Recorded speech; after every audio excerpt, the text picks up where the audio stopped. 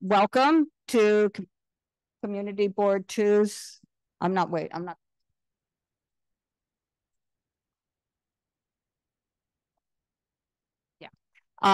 so welcome to Community Board 2's joint SLA-1 and SLA-2 committee meeting. My name is Donna Raftery. I am chair of the committee. And then other members of the joint meeting. So other members of the committee are Bobby Lee is public member, Susan Wittenberg, Brian Pape, Eric Olson, Dr. Shirley Smith, and Katie Bordenaro. So the way we do this is I call on an application, the applicants come up, everybody has to speak into the microphone. So there's a microphone there. They present their application to the committee. And then the committee asks questions, and then we will, once the committee is done, we will go to the public. If you haven't filled out a speaker card, fill one out, hand it up, come up to the microphone.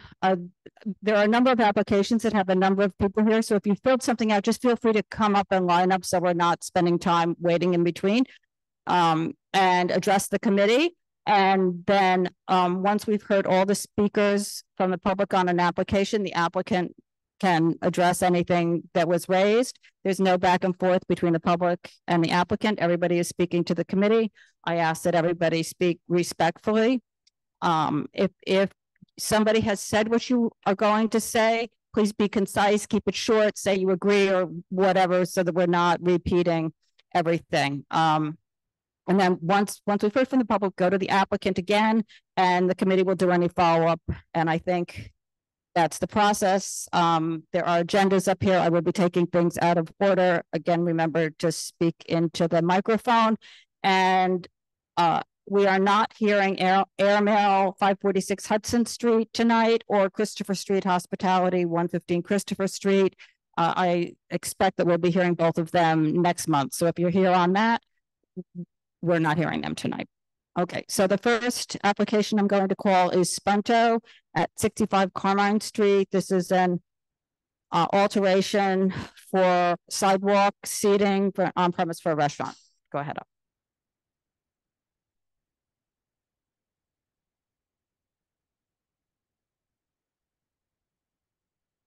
Go ahead, just introduce yourself and tell us. And which there might need to be turned on. There's a dial on the microphone stand that you can raise and lower it, and you have to speak. Yes, that's it. Hello, my name is Antonio Gomez. I'm the owner of Spunto at 65 Carmine Street. We are applying for a sidewalk outdoor cafe, and we can submit our application if you want to take a look at it. Committee need the application for Spunto? Yeah. Yeah.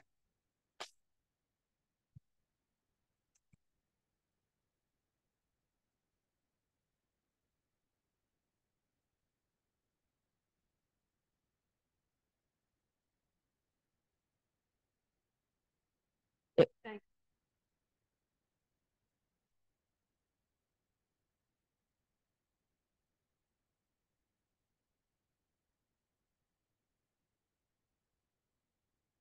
Go ahead. All right, so we are applying for a sidewalk license on the 7th Avenue South. We are not applying for a sidewalk license on Carmine Street, and we will not be applying for a roadside cafe either. So just 7th Avenue South. That's it. Okay, so, and you had, prior to the pandemic, you had seating. Yes, we out did. there on 7th Avenue South. Since we've opened in 2009, we had sitting on 7th Avenue. Yes. Okay. And your hours are 11 to 11, 11 to 12 Friday and Saturday. You just have background music. There are no TVs. There's no music outside. The doors are closed all times. And you're going to conform to the outdoor dining. I have your diagram. Yes. I gave you you have stipulations. I don't know if you got them today or not. Right, the 8 foot from the tree bed. Yes, we corrected that. Yeah, okay, so I put down the same seats that you had in your diagram. If you have to get rid of those seats or push them in because you have the service aisle to move that toward our building, so it's the same number of seats. Okay, fine. Okay, Is there anybody from the committee that has any, and the outdoor dining is closing at 10? I'm sorry? It's closing at 10, the outside seating. The outside seating, the sidewalk seating closes at 10 p.m. Yes. Yes. Is there anybody from the committee that has any questions? Okay, so we have a couple speakers from the public here, so I'll let them come up. Susan?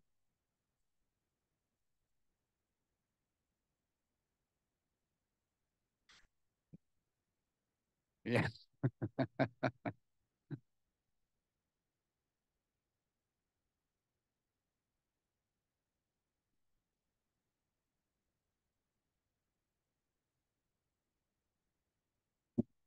Glad to meet you finally. Okay. Okay. We've loved having you as a neighbor. I live at 65. My name is Andrea Meyer. Second, speak into the microphone and address us, not him. Right, exactly. I live at 65 Carmine, and they've been great neighbors. Okay.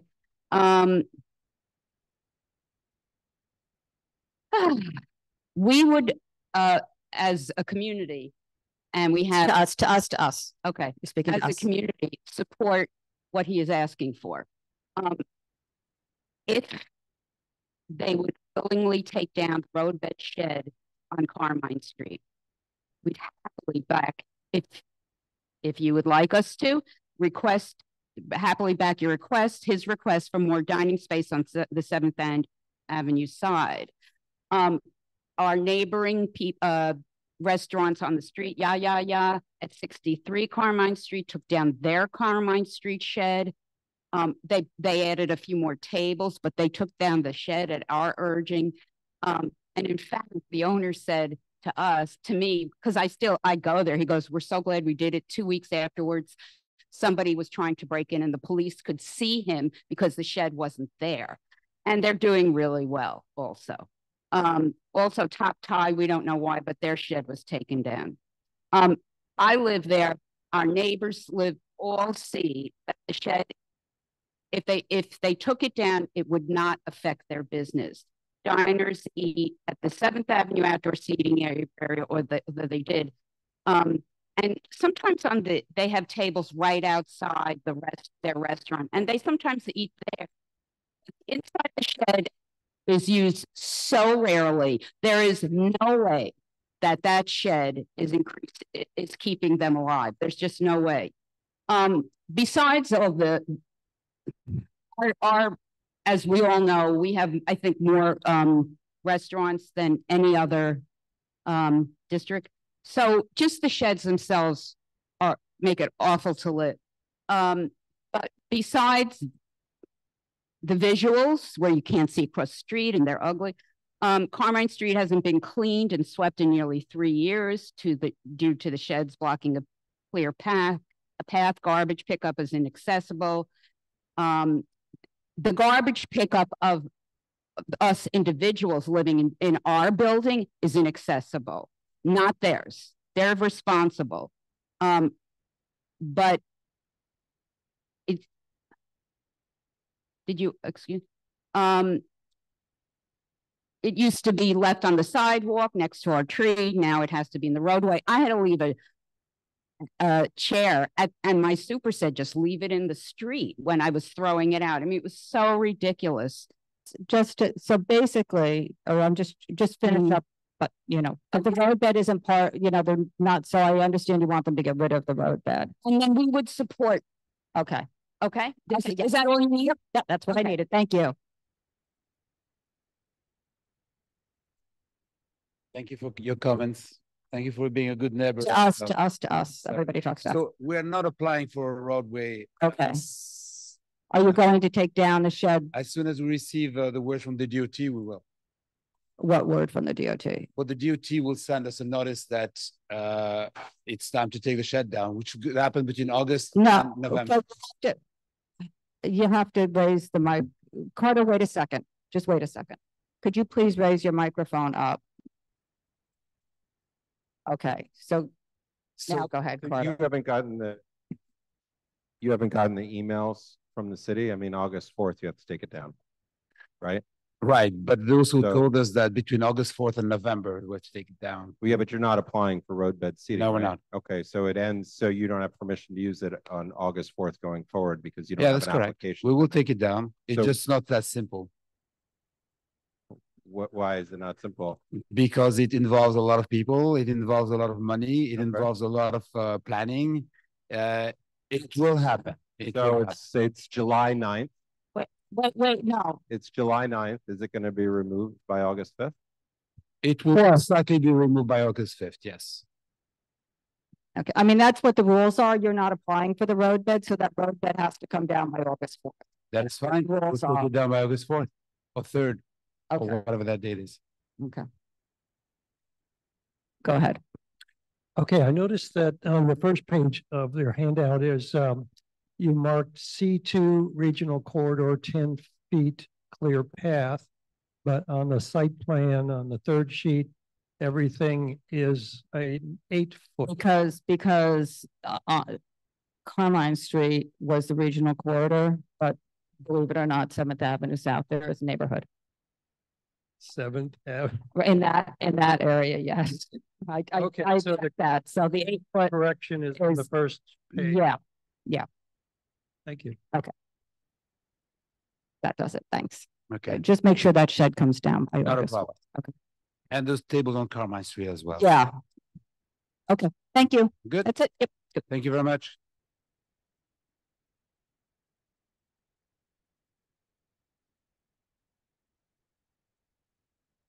Okay, the next application is going to be Ruby's West Village, doing business as Little Ruby's, 225 West 4th Street. This is an on-premise restaurant that is an alteration application to add sidewalk seating.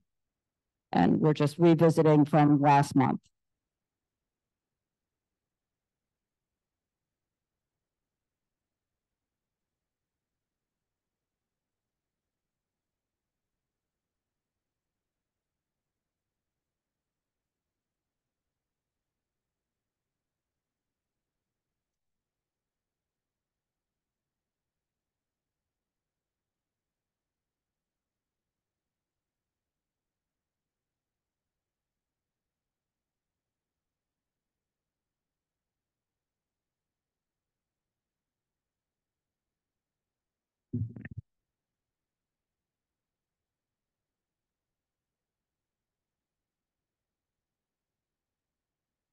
So hi, Ben Hi. Savitsky, Bernstein, Radon Savitsky. This is Ruby's West Village LLC. We were here last month, as you referenced, application for an alteration to add exterior seating to the Little Ruby's restaurant at 225 West 4th Street.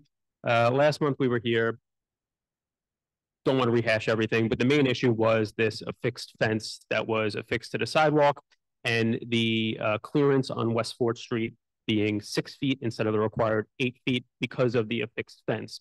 At the last meeting, there was a lot of discussion about grandfathering, whether or not the fence was grandfathering, and I know that we're using that word wrong, as was pointed out to us last time. When we talked to DOT, they said there was possibly a vested interest, is what the word was. We've looked at it for a month.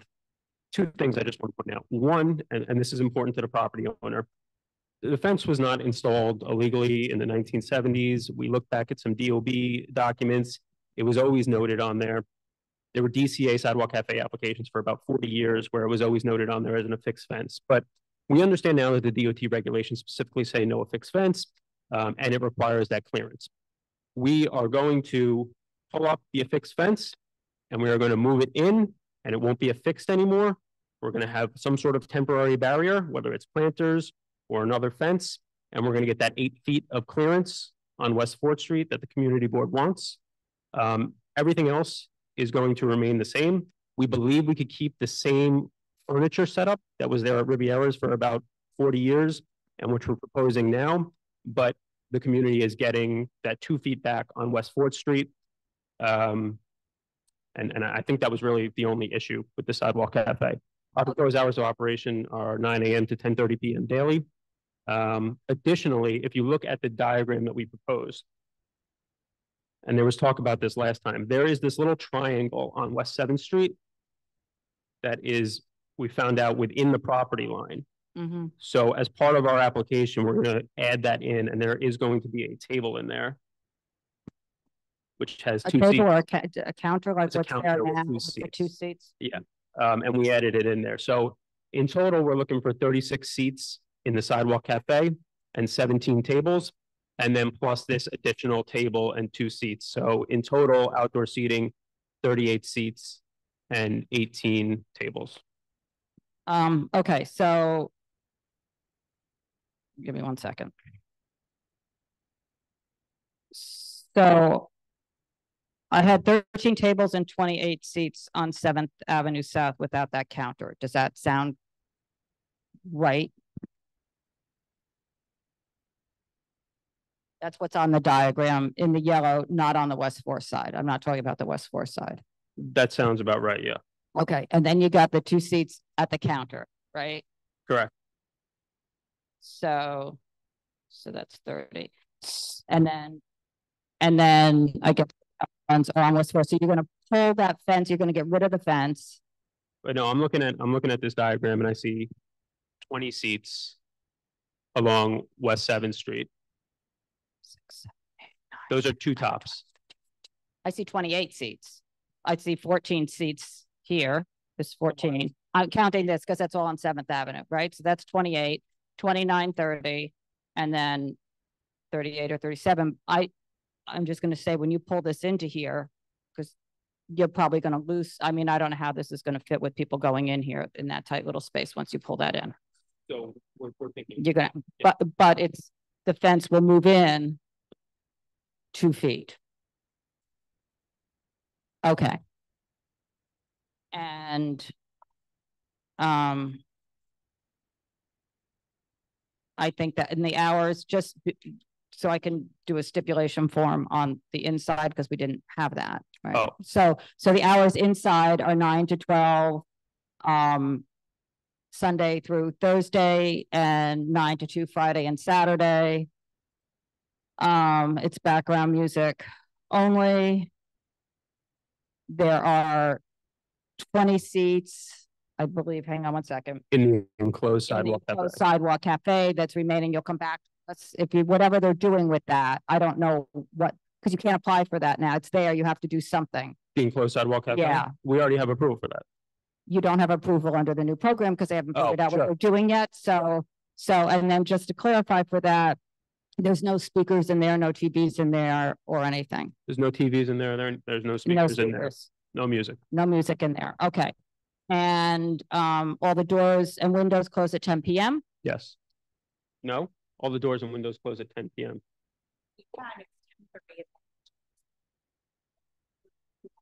So the windows. And yeah, 10. Okay. And then the outdoor seating? 10:30 p.m. is what we were looking for. 10:30. Donna, can she speak into the microphone? Yeah, if you're going to speak, you need to he needs to repeat it. This is Stacy Client, who's the Director of Operations. You can pick up the microphone that's at the table and use that too. We're requesting the same hours as our kitchen inside is 10:30, but we're flexible. So why don't we, if you would be okay with this, outside closes at 10 p.m., windows close at 10 p.m. No problem. Okay. Sure. I think that is it for me. I will now go to the committee. Okay, anybody, Deb Carter?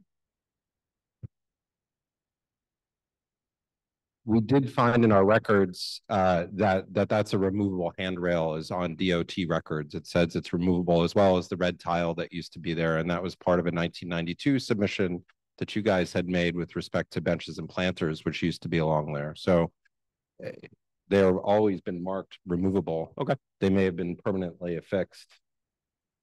1993. And that was, submitted by let's see, what does it says on the stamp? It was the architect was, Nissan Bollock. Yeah. And so that would have been the architect, and that was submitted, or it was created. Let's see, I don't know where the date is here. But it's stamped with the architectural notes and everything, and it clearly says that all the handrails are removable and that the red tile is removable. And it also does not, interestingly enough, does not have an entrance on the point on the triangle. There's no entryway there. And even though the entry to the building is there, there wasn't one on the marked on the railings. But also in your submission to the Liquor Authority, the main entrance for the space is from the enclosed Sidewalk Cafe. Is that still? No, the main entrance is going to be is through the apex. There is a door though. Go ahead. So we do have two. We have the one where that's in the apex, and we have another entrance. But in order to like keep the sidewalk from getting congested, we put it in the apex so it would not have as much traffic on the street, which is why we did that. And that's where your hostess stand is, I think. It's inside of our building. Right, inside it's that inside. doorway. Yeah, so we did that just so it's, you know, you can access the street without any traffic, and everybody kind of hangs out in that area and we don't overflow.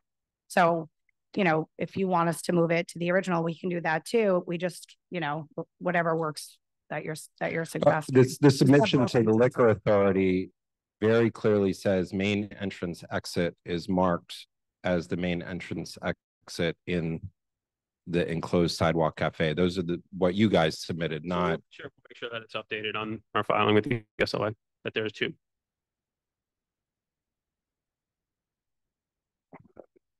Those were the two things that I think were different.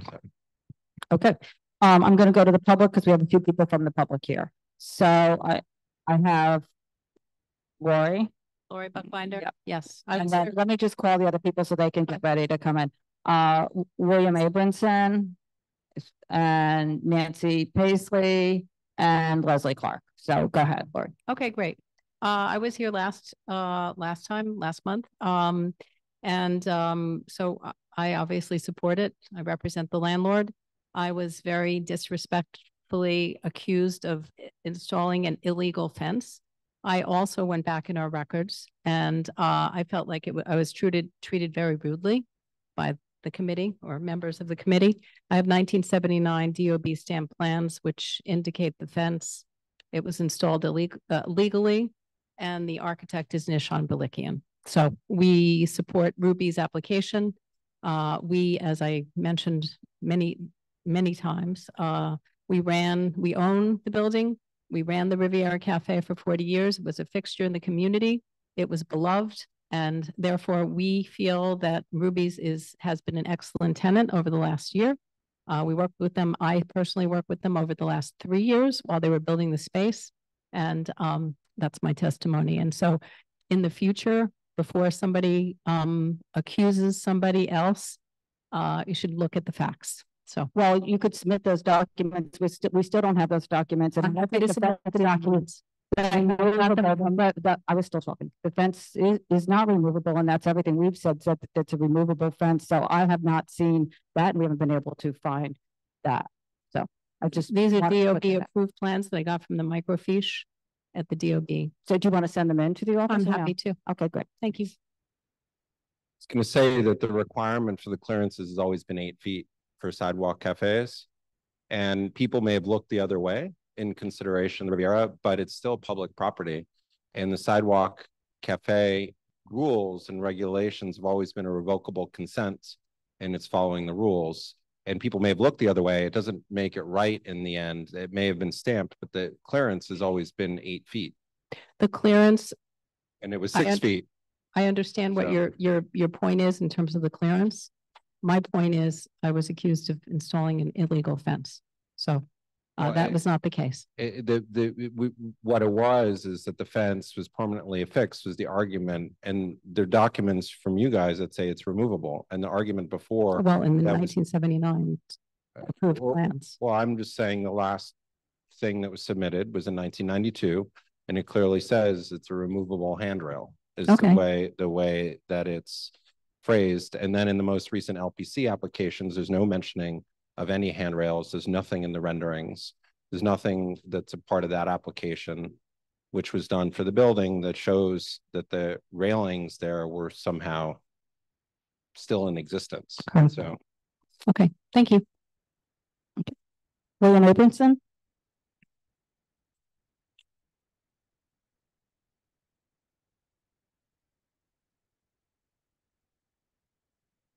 There's a blue button on it. You may have to just flip. I guess I'll use this one. It's fine. Okay. Just have to make it a little shorter.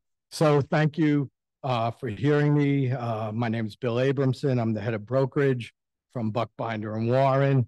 But in my previous life, I was also on the community board for 15 years, chaired the community board up at CB8 in the Bronx. So I appreciate what you guys do. And thank you for listening to me. So I also am on the Village Alliance, where I'm on the executive committee. I'm on the West Village. I was on the founding committee, and I serve on the treasurer of that bit as well, where the Riviera, Ruby's is located. So by way of full disclosure, I'm Lori's brother-in-law, and so a family member. Now, family ran the Riv for many, many years.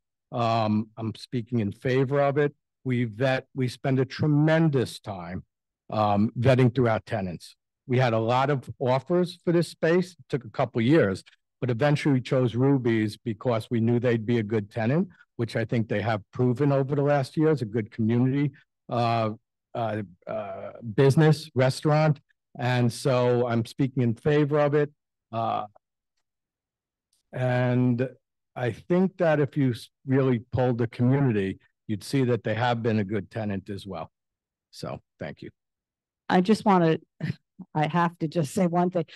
You're one of the principals that now, whose name has been, when they went back for reconsideration on their license, they had to remove one of the principals that was on there because of the past history. Yeah. And a lot of community members, our community that comes here to speak, had a lot of problems with some of the other Ruby's locations. I'm not speaking to this one, and I'm just saying that. So I need to put that on the record while everybody is saying what they're saying, because that's also the facts here. Right. No, I'm aware of that, but we weren't aware of that at the time. Exactly. So but I'm aware of that. But listen, I'm in the community all the time. We're two generations, been here 60 years. The question is, do you want a vacant space where homeless people are going to hang out? Or do you want a restaurant where people invest over $2.5 million that enhances the community? And to get petty over a couple of things, and we'll do the adjustable fence quarter, et cetera. Point taken.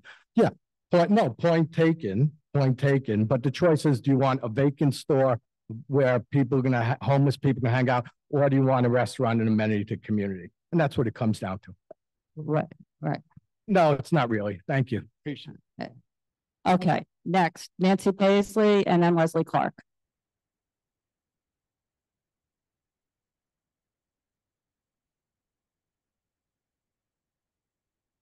Thank you, Donna. Thank you to the committee. I don't need to go through in tedious length what I said last month, but the Ruby's franchise has been trouble throughout their stay in our area. The gentleman who is no longer technically a proprietor is in fact the main bankroller of this space. So he's pulling the strings. When this application came up for the place to open, it was opposed by the community and opposed by the community board. And at the hearing uptown at the SLA, it was first denied and then reinstituted with a specific prohibition that there would be nothing outside. And as I have seen, and I've sent you photographs, these proprietors have been serving liquor outside without a permit and in violation of the explicit standards of the license, which they were there and they all heard the commissioner say that. There was no misunderstanding. So I do not think these people are good neighbors, and I do not support this application. Thank you. Thank you.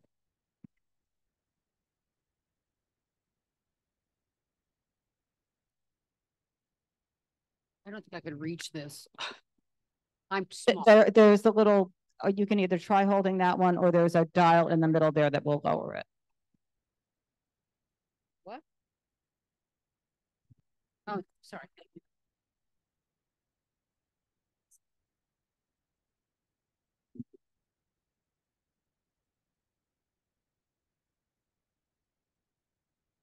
That one working? This one working? Okay, I'll take this one. options. My name is Leslie Clark. I am a direct neighbor of the Riviera and now Ruby's, and I am also with West Village Residents Association. And we are here to oppose this application because of the history of Ruby's elsewhere. And as you know, back in 2021, when they first came up, I did an extensive search with FOIL. It was easy to do. I got my result in 3 weeks. I would bring you the file, but it's too big for me to print, of all of the violations of Ruby's that were readily available to anyone who asked of the SLA at that time. I found there were everything from availing to moving the premises to a sidewalk, moving the premises to a cellar.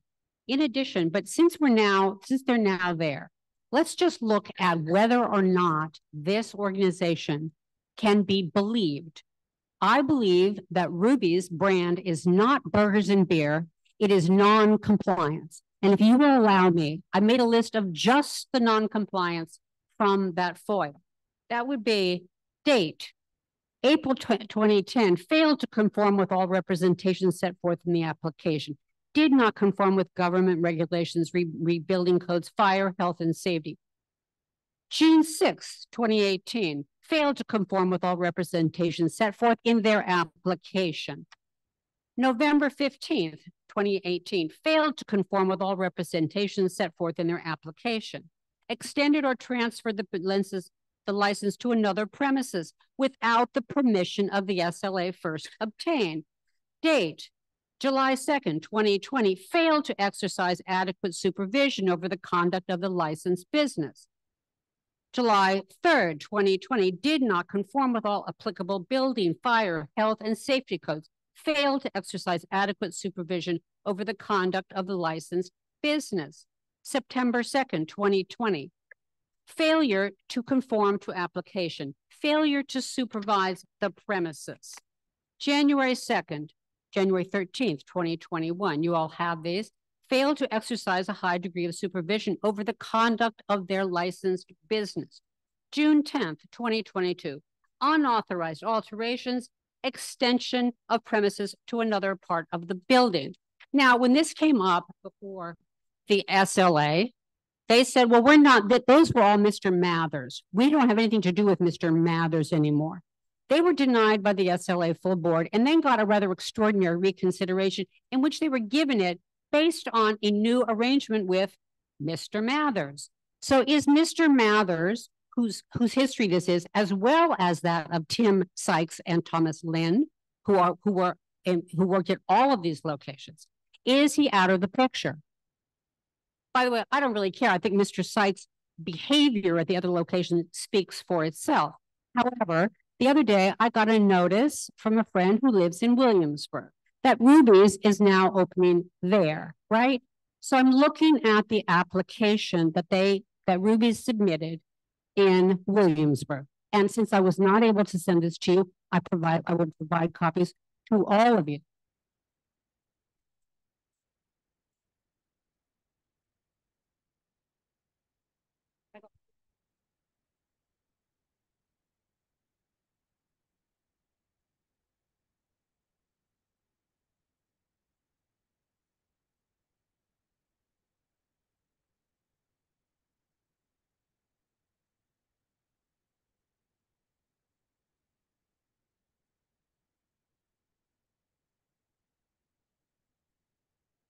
And it asks who's the owner and it says Tim Sykes. And then under that, if you look at page 2, it says additional owners, Ruby's holding company with indirect owners of Nicholas Mathers, Thomas Lynn, and Timothy Sykes. The third page says, what other restaurants do they own? Ruby's West Village. So either the application to these guys, to Williamsburg, is wrong, or the application to Manhattan CB2 is wrong. That does not list Ruby's Holdco LLC with indirect owners, Nicholas Mathers. I would submit to you that their brand is inaccurate. It is non-conforming. It is not following their promises. It is hiding information that you have a right to have. And as a result, West Village Residents Association would like you to deny this application for the use of outdoor space that the history shows you they will not comply with. Experience should matter, and experience tells you that they don't follow their agreements. Thank you. Thank you.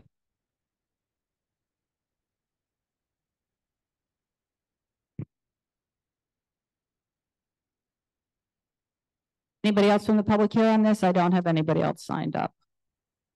Go ahead. So just two things. One, we're only talking about Ruby's West 4th Street, different ownership than Williamsburg. Williamsburg has Ruby's Holdco. Ruby's Holdco is not involved in this application. I don't really know that I need to comment on that, but I'll just say one thing. Yeah, I have one comment. I checked LAMP today, and on LAMP, it still lists Mr. Mathers on there as a principal. They may not have updated it. I'm just saying, though, that's what's listed when I look at principals on LAMP. Everybody was at that full board meeting, and they know that they took off Nicholas Mathers. If the SLA put it in inadvertently, I could email them tomorrow and say to take it off because he was not identified there. And I get that. Ruby's Holdco in Williamsburg, separate application. The reason that it identifies all of those licenses is because Tim Sykes, Thomas Lim, and Nick all together are on those licenses. That's the reason. Ruby's West 4th Street doesn't have any violations.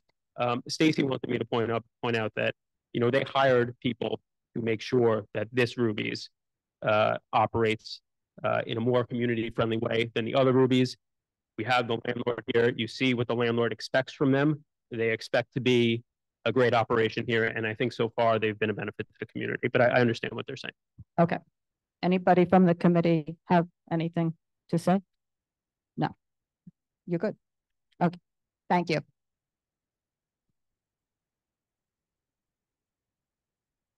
Okay, the next application is going to be Lume West Village at 259 West 4th Street. This is an on-premise for a restaurant.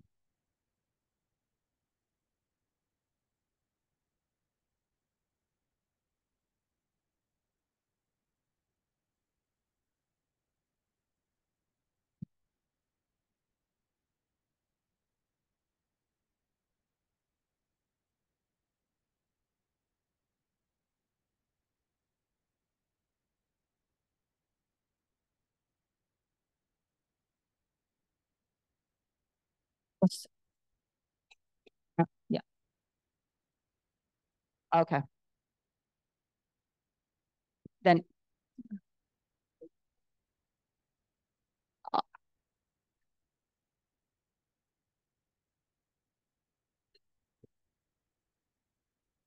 and yeah.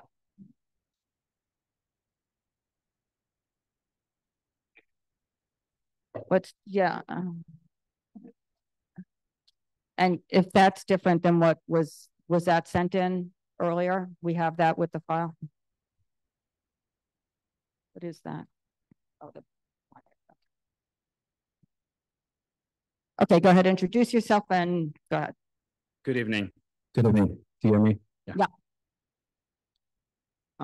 So we are two principals of Lume West Village. Team is West resident and me, Fabian. So we are here tonight to seek an on-premise liquor license at 259 West 4th Street. And this location was previously operating as Extra Virgin for 15 years or so, right? And our plan is basically to implement some sort of a hybrid model where we're transferring from a coffee place in London into a full restaurant later in the day. So it would be background noise only, so no TV, and we are not looking to do any outdoor application at this time. Same thing for the outdoor roadbed shed that used to be there. We're not looking to do that either. Okay, and what are the hours? So the hours of operations So previously, Extra Virgin operated until 4 a.m. in the morning. We're not looking to do this. And we were originally to 1 a.m. from Sunday to Thursday, and from 7 a.m. to 2 a.m. from Thursday to Sunday. But we also met with the West Village Resident Association and with the neighbors to discuss openly all the points. And this was one of the concerns for the residents. So we are looking to do some concessions, and we said absolutely. So now we're looking to do from 7 a.m. we'll open at 8:30 a.m. From 8:30 to so this is still a discussion with them, but so they ask us to close at, if I'm not mistaken, 11 p.m. from Sunday to Thursday, and to close at midnight on Friday and Saturday. So we totally understand. We'd like to maybe do to find a middle ground here and to stay competitive compared to the other restaurants as well operating. So we are okay to do some concessions from Sunday to Wednesday to close at 11 p.m. as they suggested. But we'd like to stay open until 12:30 from Thursday to Sunday, on those 3 days only. And so from an operation perspective, also we'll have like all the no open windows. So we'll have also the doors closed most of the day, except from 8:30 to 11:30, when we'll operate our coffee, as discussed already with the neighbors and previously agreed. And also, in addition, we'll have a waiting room inside. So for the the new people, right, waiting to be seated. So we'll have like a specific space for that, right? So that will accommodate like a flow also on the sidewalk, and avoid like having crowded people on the sidewalk.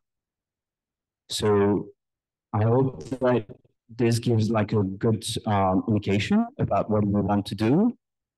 As we discuss also with the neighbors, and Tim also is a neighbor, so we want to be part of the community and work with them. So that's what we met and wanted to agree with them before. So thank you for your consideration, and we're open to questions. Right. Is there any patron use of the cellar? Patrons do not use the cellar. Just a cellar. No. Okay. And there's a second microphone. If you just want to hold the second microphone, but that way, then if you speak, everybody will There be. is no patrons, i.e. the public in the cellar, just for storage and chairs and tables and things like that. Okay. And you're going to be serving breakfast, lunch, and dinner. You're going to close the doors after 11:30. You're not putting 11:30 a.m. Right. Yeah. A.m. Yes. And you're not going to install operable doors or windows or anything that's no. You're not going to have any roadbed seating. No. On the road. Yeah, correct. No. And then the sidewalk, it's not part of this application, but you're not saying you're never having sidewalk. Okay. And I know there was a whole discussion about whether that sidewalk is on private property or public property. Yeah, we cannot really comment on this at this point, but yeah, it's not really part of the application. It's an indoor application, and we're just taking over the lease, and there needs to be time. Wait, go ahead. Just say that again. I didn't. This is an indoor application only. Right, but if the indoor application is based at all, if your business model is based on using that outside, I just want to make it very clear that one, we haven't been shown anything that shows that that is private property. So we believe that that is public property, and that we would expect you to come back here for anything. And I don't think anything will fit out there with the new rules. So even though something was there before, as was said with the other application just because something was there illegally doesn't mean that something can continue to be there. I don't think there's sufficient information at this point in time. I can't hear you. You need to speak into the microphone. So this is purely an indoor application. So yeah, you're asking us to consider this application in piecemeal. You're taking over a pre-existing space. All the materials includes the outside. We're going to comment on it. No. I see. So, but it's pretty clear to us in researching this, an error was made in the misrepresentation. If you look back at the community board's history, it's just surprising to me because the May 2005 resolution April 2005 resolution from the community board, which actually was the alteration, because originally this was just one part of two spaces. Yeah. And when you came at the closing hours at that time were 5:30 p.m. to midnight, 7 days a week. And then, so you're saying that Extra Virgin was open till 4, but I mean, their website says they close at midnight. They had a 4 a.m. license. No, right, I know, but this is what they told us. And the outdoors is very clearly was misfiled. The community board also commented on that. And now the burden is on you guys to prove that it's within your property line. And we've already shown, I mean, you have the documents that show the lot line so I think of the building. I think the confusion, so, can I just say one thing here? This application, we're not going to say, hang on a sec, now, hypothetically, if it's approved, to say, now we can use the outside. That's not what we're saying here. We're saying this is indoor only. Right, but this is a 500-foot application, and a part of that is weighing the impacts on the community. And there's one 500-foot hearing at the inception of the license, and we're trying to weigh the impacts on the community. Absolutely. There have been community complaints with respect to this location. I mean, Extra Virgin just recently got a violation for having music outside. So we're trying to resolve this, and you're playing games. So you using the outside, or you're not using it? Are you never going to use it, or are you going to use it in the future? Because that's a part of the conversation of the impacts on the community, and that's what we need to understand when we're responding to this. So we totally understand what you're saying, and it's not the fact that we are not necessarily planning to use that space later on. Maybe at this point it's not decided, and we'll have to do everything that we need to do just to next time if we want to come back, right? That outdoor portion. So we totally understand what you're saying, and we're not saying at this time we'll never do it, but it's not planned at the moment. Right, and you've had issues with your neighbors regarding operating outside at 2 of your other locations, correct? You mean for Central Bay? Yes. We used to have some, yes. I'm not denying this, but I think that we work also with the neighbors, with everybody, just to be compliant. And also, I think this location, Central Bay we just closed down anyway, so we stopped operation like this last month, actually. So this is the end of an era for this one, and I think this is the one that we're talking about or referring to. Also, where we had some issues at Spring Street. Well, I mean, on West 4th Street, there have been. I mean, Mark can comment on district manager. The complaints on West 4th Street have not been in the single digits. I think they've been in the double digits further down, and from the residents there, yeah, in that stretch. And so this is why we're raising this now, is because that goes to you guys operating outdoor spaces, and this has been an issue here. So that's why we're just trying to understand what is it that's going to happen here, and that's a part of weighing in on the inception of the license. And you guys are saying, and you said to us that it's on private property, and you have a form that meaningless, just says is an existing wooden deck. And so we would think that for you guys going into new business, you'd know the answer of whether or not you're going to use the outside, because that's part of the business, right? And so we all are just interested in working this out, but it's difficult when we don't have the full picture to figure that out. We understand, but at this time, this is the full picture. at this time. I mean, at this time. Because also, and we agree, right? When we signed the lease, the landlord told us about this is like maybe public space, but we don't really care at this point. This is not what we are here for.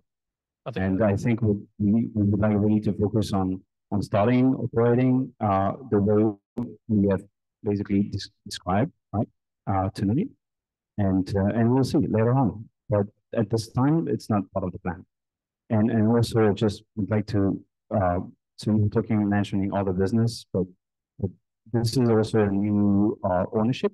So team is absolutely not part of the rest. Is we have another person as well, a new principal. So they are completely out of the other businesses that you mentioned. Does anybody else from the committee have anything before I go to the public? No. Okay, I'm going to go to the public and then I'll come back. So I have Kyle C, I think. Then I have Nancy Paisley.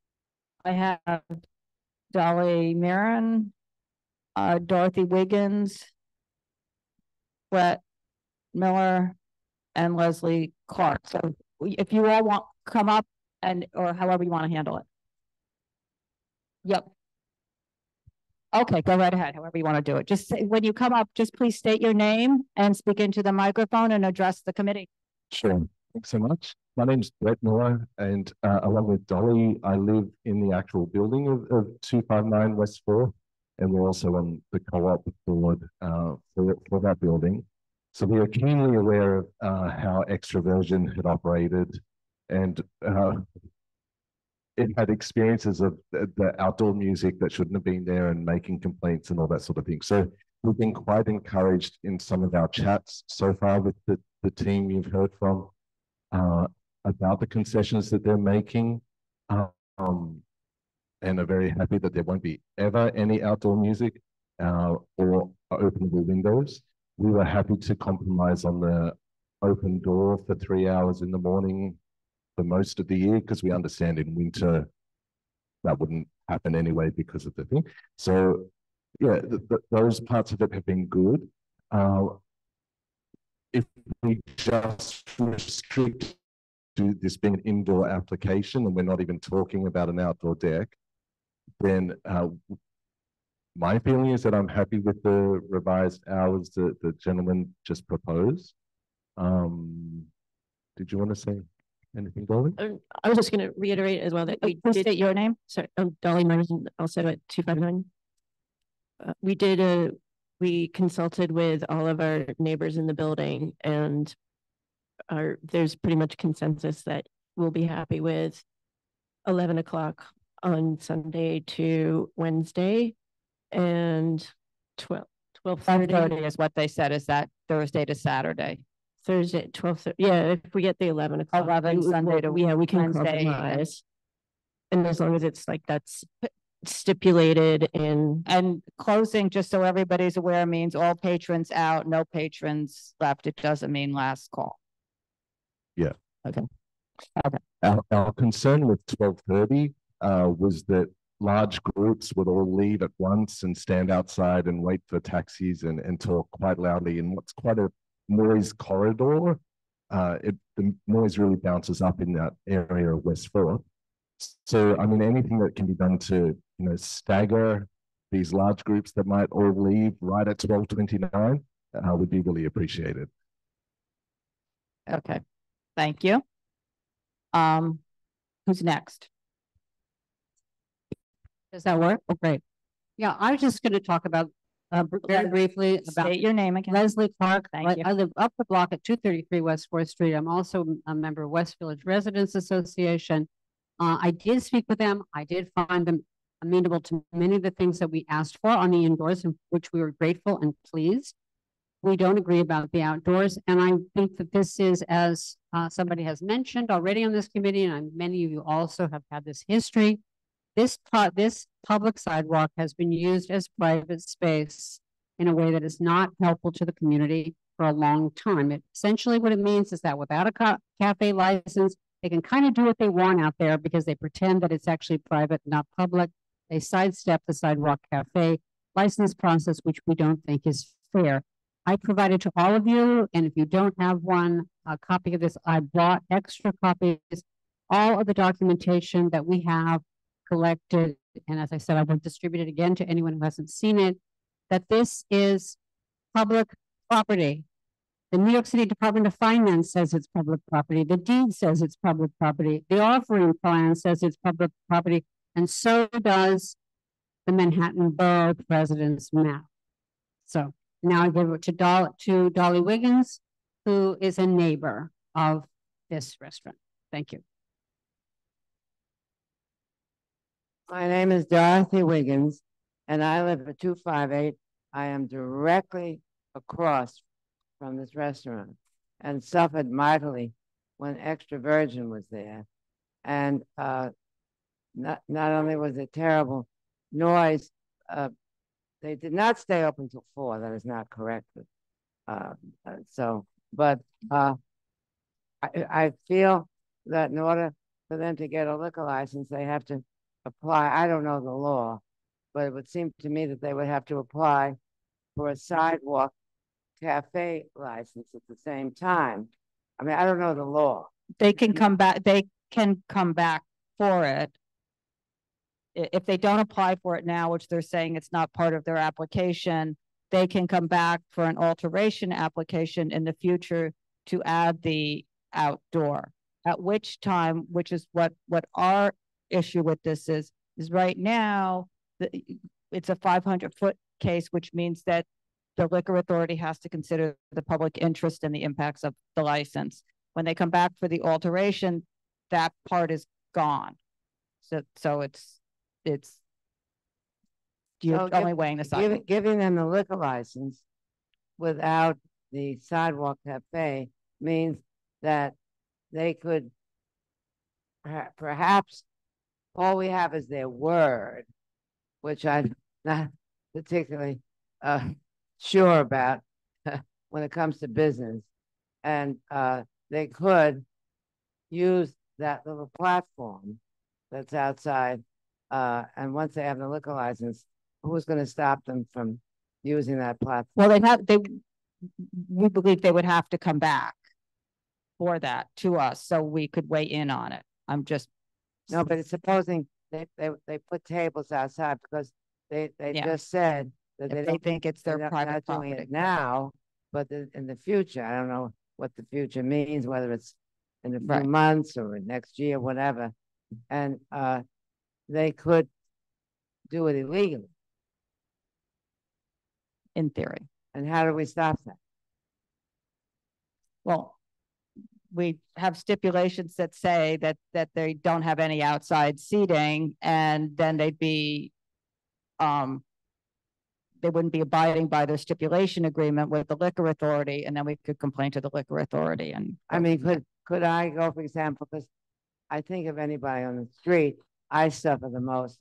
I'm directly in front of their restaurant. You're directly across the street, so as you all know, it's a very narrow street. Right. So my life is just hold your microphone up. My life is directly involved with that restaurant. Right. Right. And so what I'm saying is, do I have any recourse if they put out tables without applying for a cafe license? Complaining to the liquor authority. That's I mean, that, you know, that's what it would be. That's the recourse. I mean, with the liquor authority. Well, they'd be in violation if we have a stipulation agreement with them that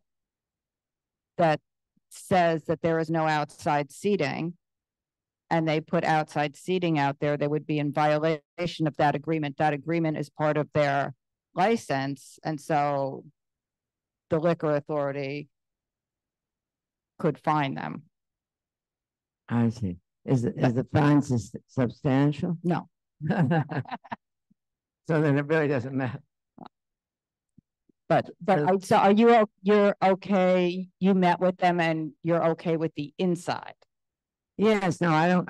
With the hours, I think it's very nice that they want to just stay open to 11 during the week.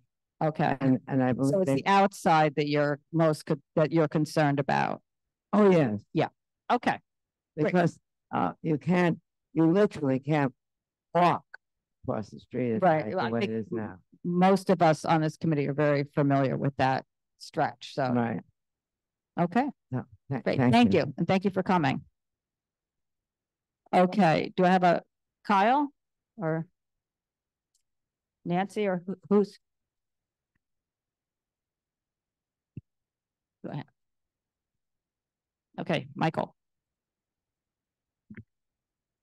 It also raises in the middle if you want to. That's okay. I can speak to this. So my name is Michael Petrozella. I live on 308 West 4th Street, which is 2 doors from their other location called Saint-Tropez. I feel like they're being disingenuous about their plans with the sidewalk seating or Sidewalk Cafe. I think to me, and they're not saying it, and I wish they sort of say they reserve the right to apply, as far as I hear it, is they reserve the right to apply for the sidewalk, for sidewalk seating. As a neighbor to one of their restaurants, I would say that their record around complying with rules around Sidewalk Cafe in the Saint-Tropez on West 4th between Bank and West 12 has been very poor. They have taken advantage of more seats than they have been allowed to have. It's taken multiple complaints, certainly more than single-digit complaints, to have them actually remove tables from the sidewalk to comply with the rules. And so, I just want to put on record that their past sort of compliance with rules has been very poor, and I'd be very concerned with this kind of display here, where they're sort of not clear what their intentions, what their plans are, and then kind of believing that they're going to change in their behavior. Thank you. Kyle, right? Okay. Thank you very much. State your name. Kyle Lee. And I think they answered some of my questions. Mostly the hours were my main concern. I live right across the street. I will say Extra Virgin was never open till 4 in the morning, and I've lived there for 11 years. Most nights they were probably pretty much done by 9:30 or 10, and on the weekends, maybe midnight. I also think it's interesting that their other restaurant closes at 11 o'clock every night. So I'm curious why just down the road, they're looking for something to stay open later. We are happy to have another restaurant come in there. We've lost Mary's and Extra Virgin in the last month, so I'm happy to see another restaurant come in. But I do have concerns over the timing. In their application, they talk about a family restaurant, and to me, family restaurants don't stay up until 2 o'clock in the morning, which is what their application says. It sounds like there has been some talking about that. So yeah, those are kind of my main concerns. Okay. And I will point out too, their other restaurant is at a part of West 4th Street where you kind of have restaurant after restaurant after restaurant. There's probably 5 or 6 of them right together. Our street is quite quaint, and there's just a couple of buildings there. There's actually, besides the co-op and a couple of houses, there's not a lot of people. So it does affect our life. And to me, half hour or an hour is a big deal because I'm sleeping by then usually. But anyway, that's just my 2 cents. Thank you. Yeah. Nancy Paisley, are you? No? Okay. Anybody else here from the public on this? Okay. Come on back.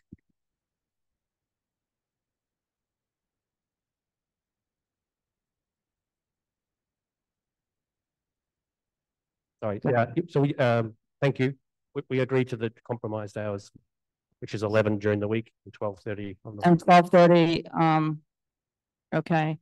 And then would there be something like last call at 12 or something, just so everybody's not leaving at 12:30? We'll stack because we've got that waiting area. We can stagger the people leaving, so it won't be, hey, everyone out right now. It'll be get the tables out. So is that last call at 12? Correct. or if not before, putting checks on tables and getting people to leave. Okay, and then let's, I don't really know what to say to the outside. I mean, you're not saying that you won't have the outside, and that's everybody's biggest concern here. So there's absolutely no outdoor shed on the road. Well, that we're not. I know. That's a given. We're assuming that that's a given. For the outdoor space, we understand. You need to hold the microphone on. Because a business is going to grow on the inside first. We haven't decided whether it makes any sense to apply for an outdoor seating. We want to assess how. So I think then from what the committee's hearing is when the committee assesses this, we're going to assume you're going to have outdoor seating.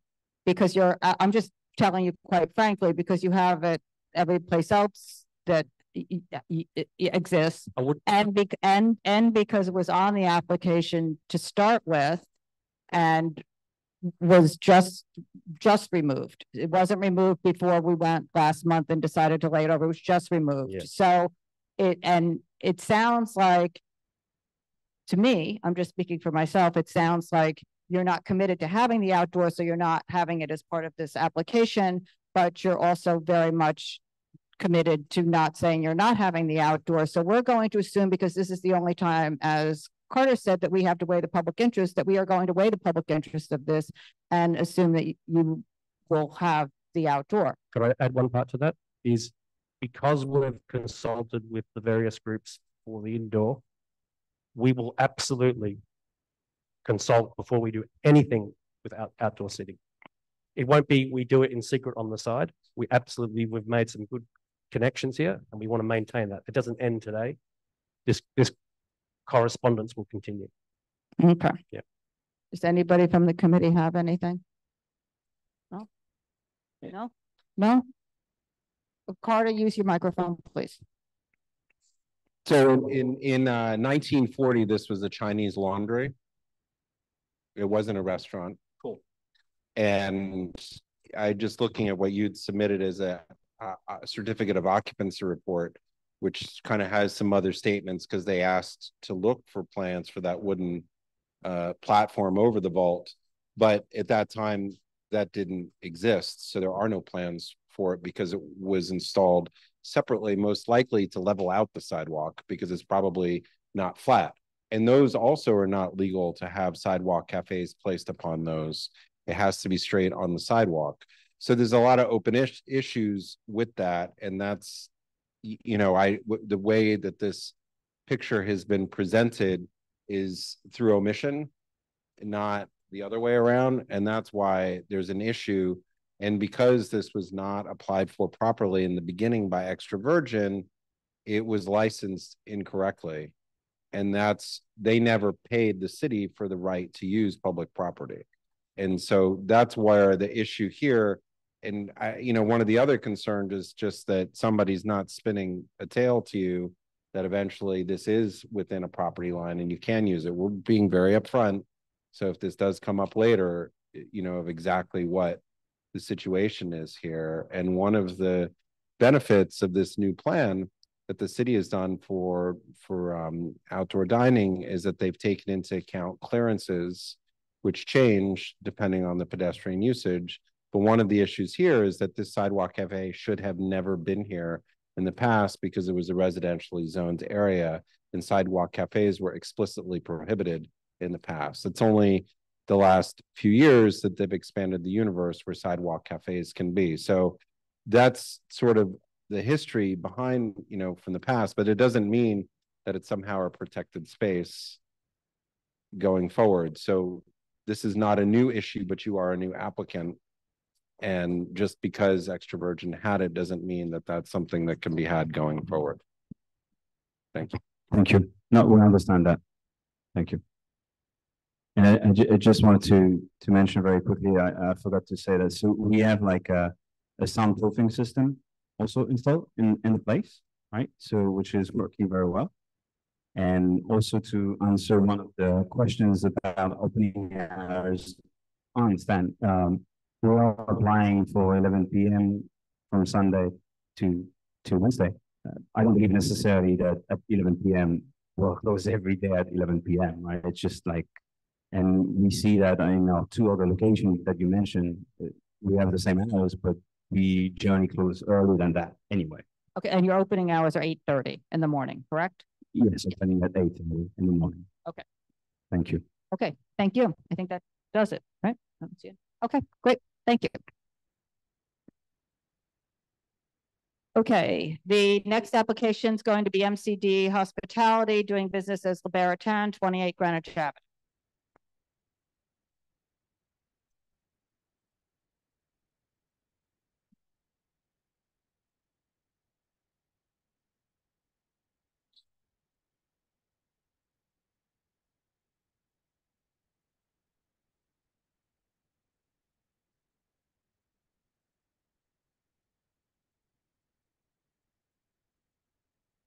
And this is an on-premise restaurant that's an alteration application to add sidewalk seating. Good evening, members of the community and members of the community board. My name is Yankel Fernandez. I'm going to represent Baratin, which is its official name is MCD Hospitality LLC. I'm here with Michael, who is the owner, and currently they have it's a small location. They have a 74 maximum occupancy within the interior. They have 14 tables and 32 seats, and one bar with 8 seats, so a total of 40 seats inside.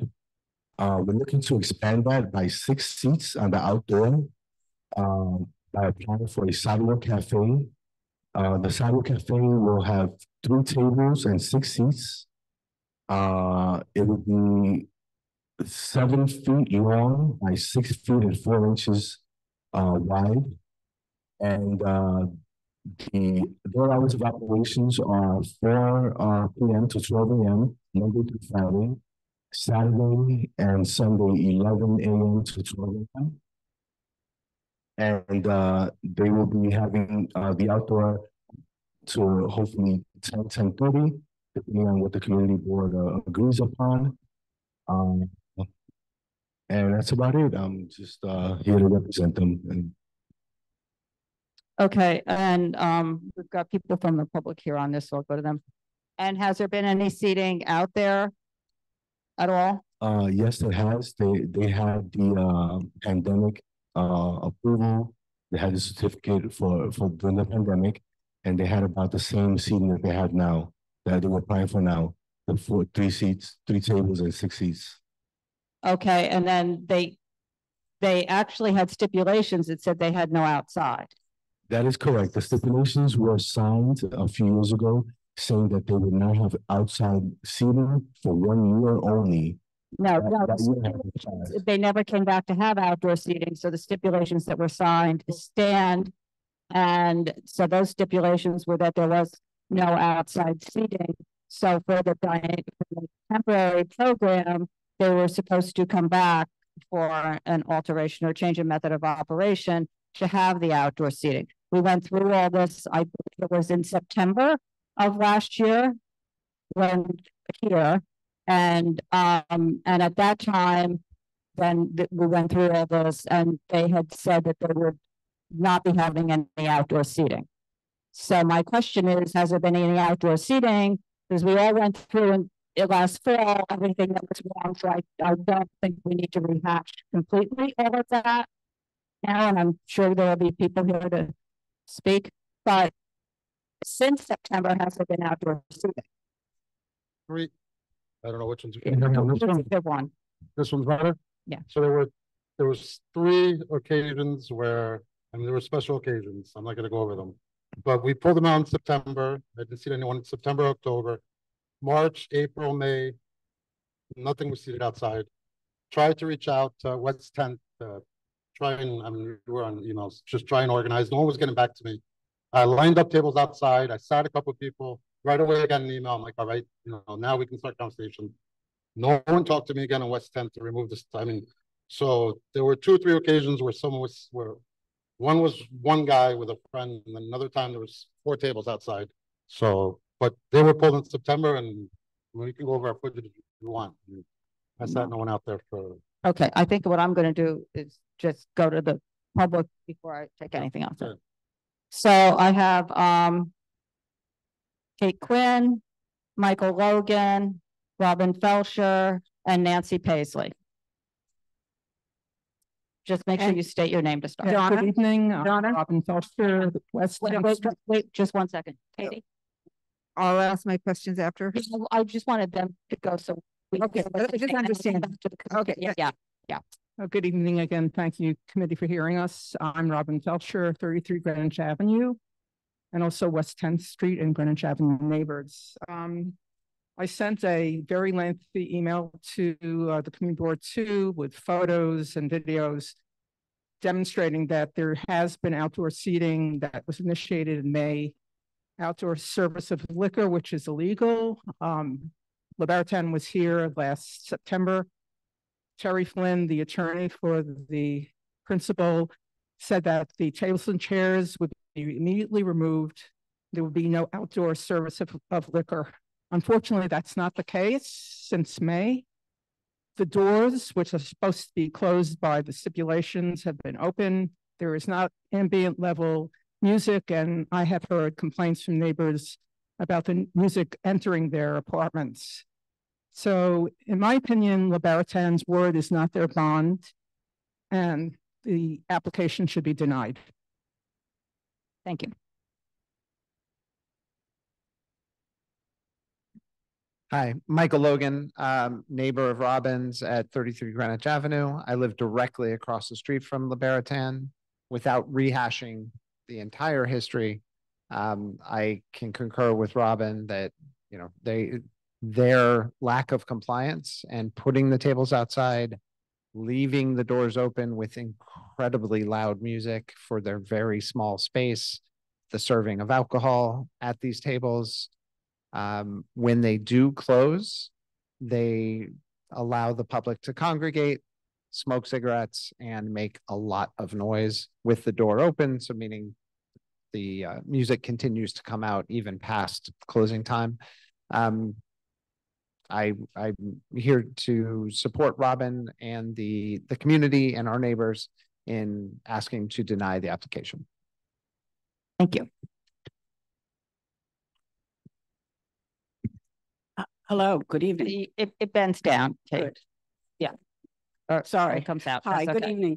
I also won't repeat what's been said, but name. Catherine Quinn, West Village Residents Association. I point out that from the beginning of the pandemic, Baratin has not been licensed to serve alcohol outside, and the statements the gentleman made tonight are not accurate. I appended to what I sent to the committee a photograph taken by a neighbor on June 12th that shows three tables jammed in between the entrance to the building and Baratin's entrance, and there are 6 people sitting there. My concern is, while their current application may appear reasonable, these 2-3 tables and 6 people, I think it's very clear from their previous behavior, including the cease and desist orders given by DOT during the pandemic when enforcement wasn't that strong, that they will do the same thing they have done from the beginning of the pandemic, which is ignore whatever they're actually allowed, or the regulations, or their stipulations, or their license, and they will go to up to 25 seats on the sidewalk. Now, I want to tell you where I got that number. Before writing to the committee, I opened their website, and if I were really technically adept, I could have copied this picture, but I'm not. But there is a picture this week on their website of 12 tables and 24 people sitting in front of this little teeny storefront.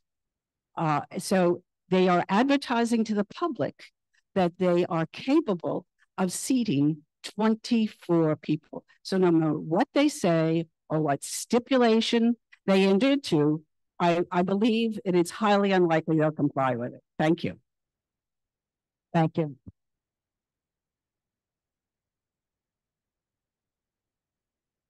Thank you. Go ahead, Nancy. Just wait a second, Nancy, and then.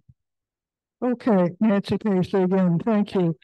in addition to what my friends and neighbors have said, I think it's very clear in the application itself that it fails to meet the guidelines set out by the city for the outdoor dining program. They simply don't have space for this kind of a setup. They show out 8 feet from the curb, 8 feet from the fire hydrant. So far, so good. There's 3 tables with 6 seats perpendicular to the storefront. There's no for the barrier that they're supposed to have a movable barrier, and they're supposed to be serving from within the barrier. They say they have 6 feet there. That does, but the tables and chairs are taking up the entire 6 feet. The barrier, there's no service area.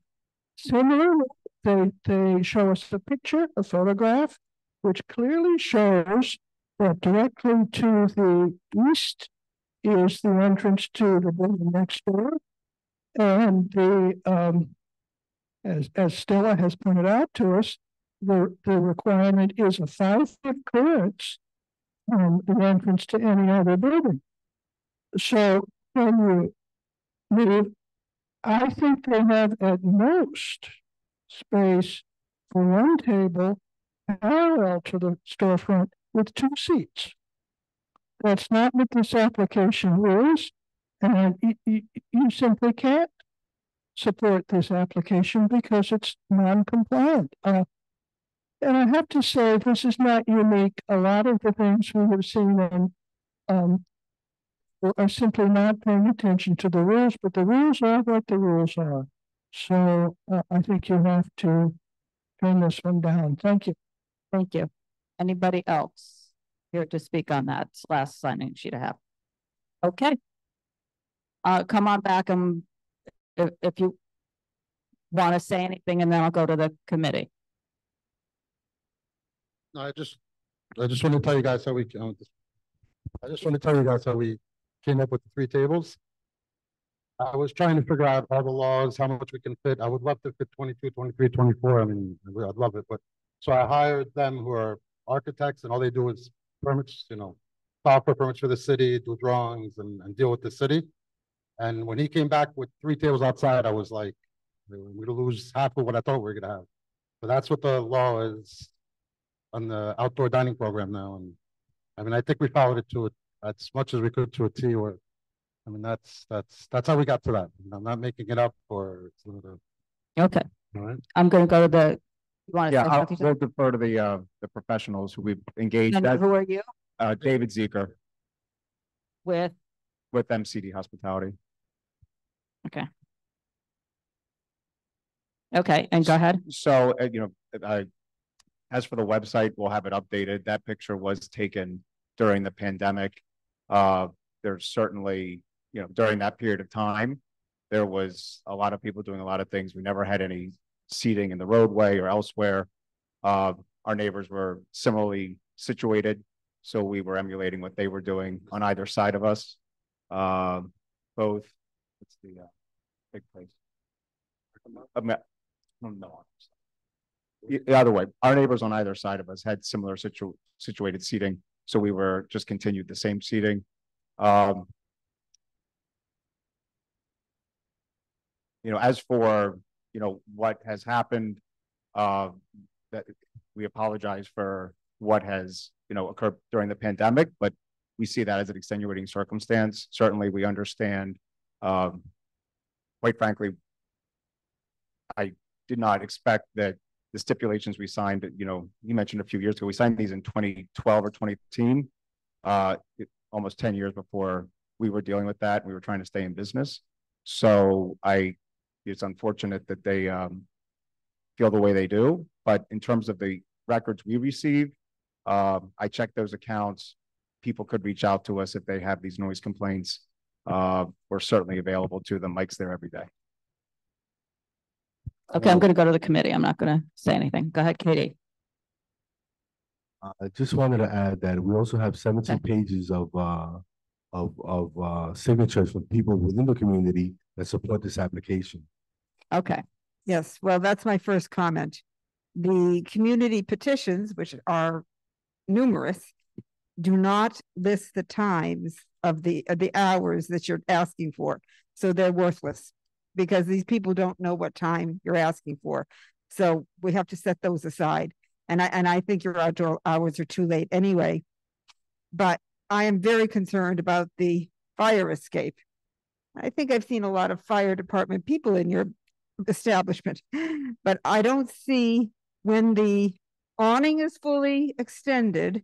I don't see how the fire escape gets down to the sidewalk. And I don't see how it clears that table.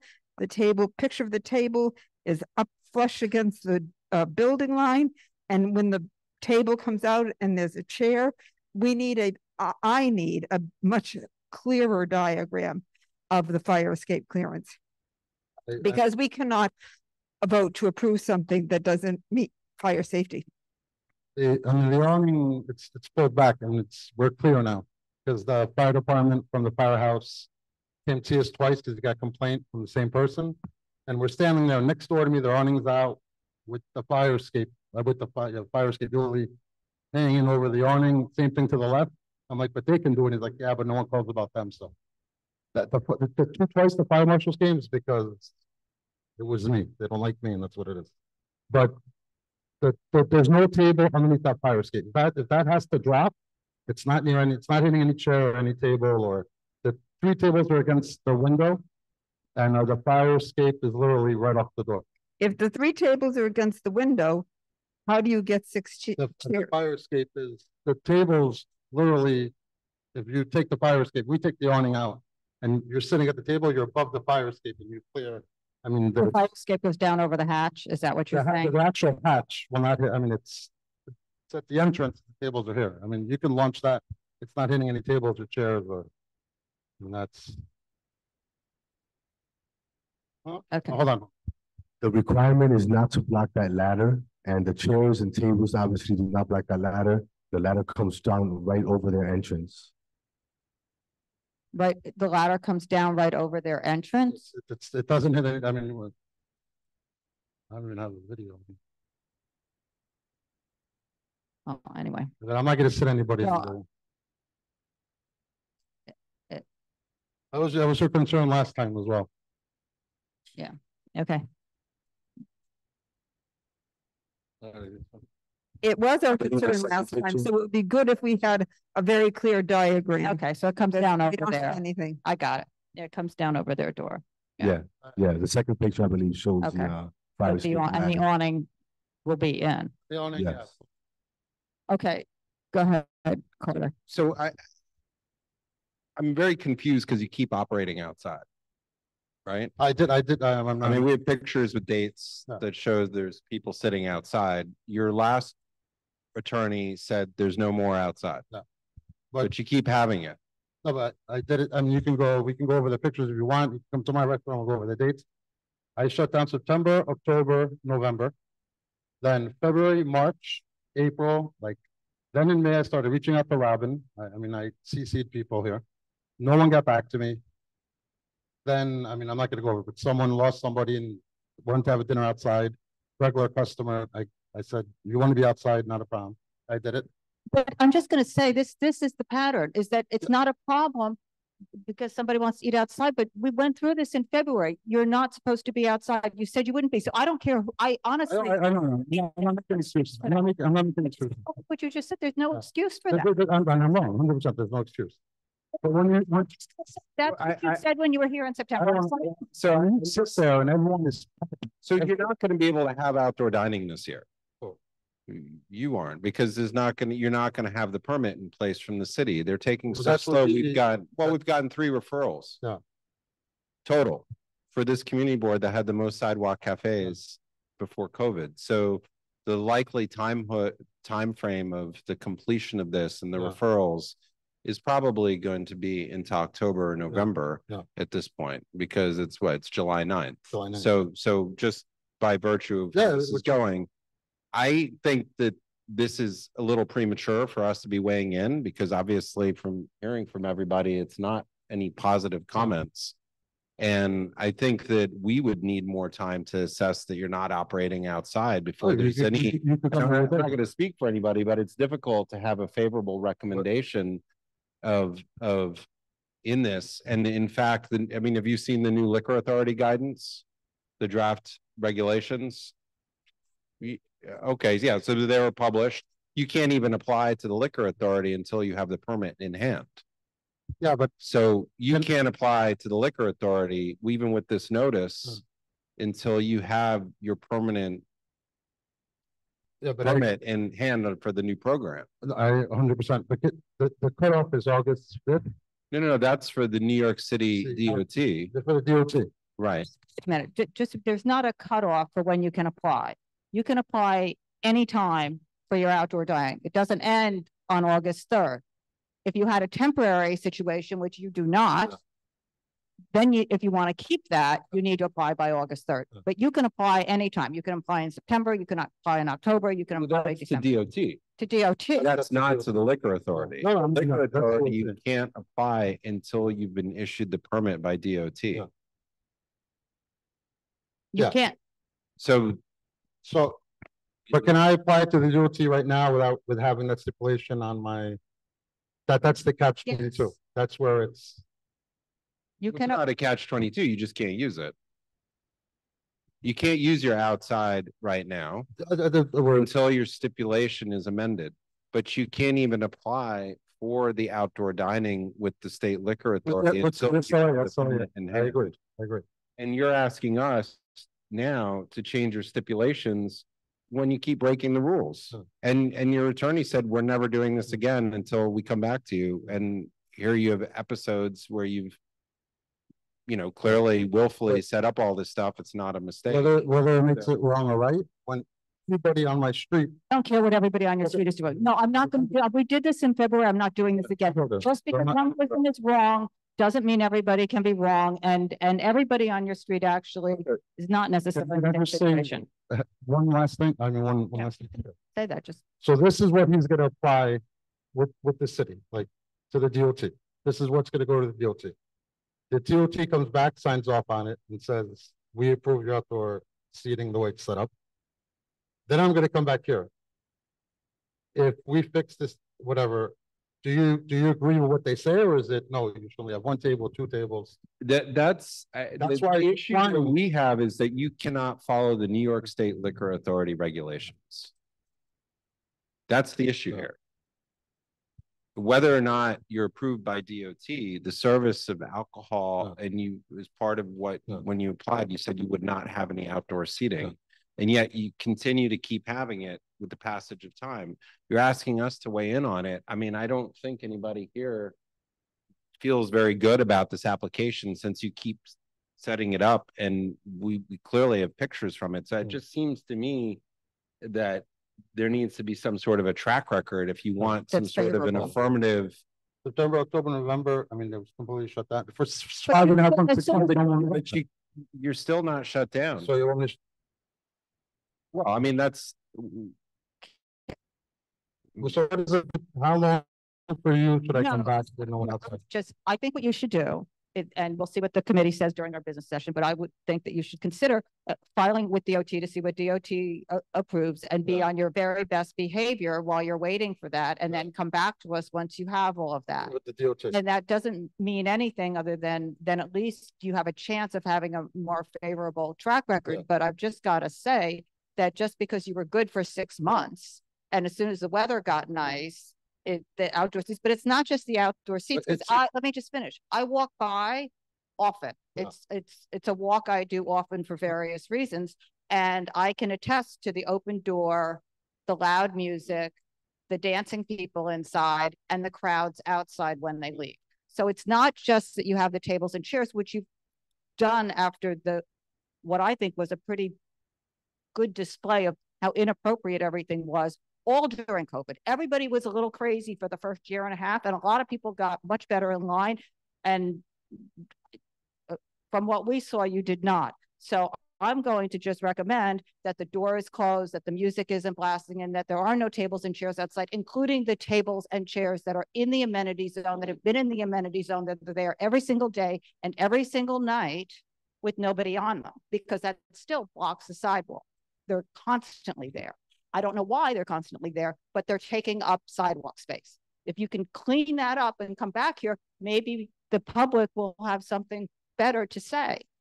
And just as a follow-up, I can't imagine this not being a liquor authority full board matter, given the number of complaints, irrespective of what this community board may recommend, because of the significant number of complaints. And how many of those complaints were the same two people? It doesn't matter. They're going to ask you to come up there. And your previous attorney sent us pictures on the day your tables and chairs were picked up. And yet there are still tables and chairs out there.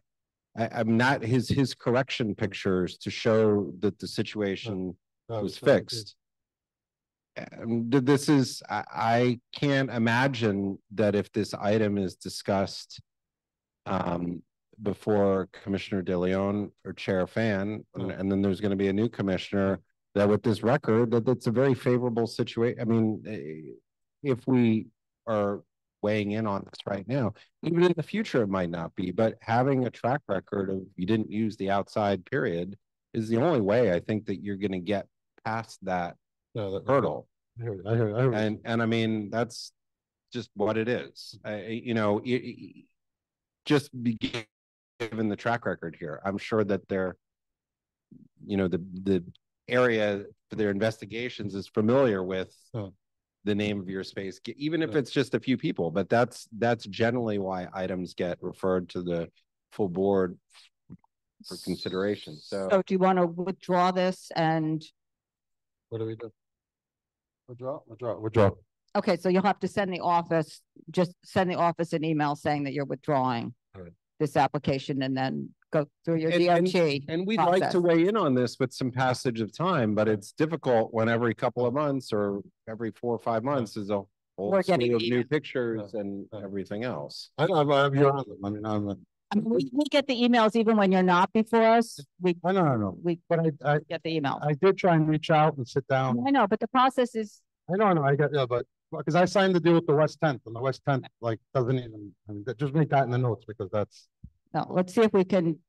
Yeah, whatever you can do. Okay. All right. So send the office. Mark just gave you the card, so you can send the office and notice that you'll be withdrawing it, and then you can proceed with DOT. Okay. But I'm going to apply with the DOT, and then from there. Yep. Okay. Thank you. Okay, the next application is going to be United States of Aritzia, 500 Broadway. This is an on-premise for a restaurant and or in a clothing store.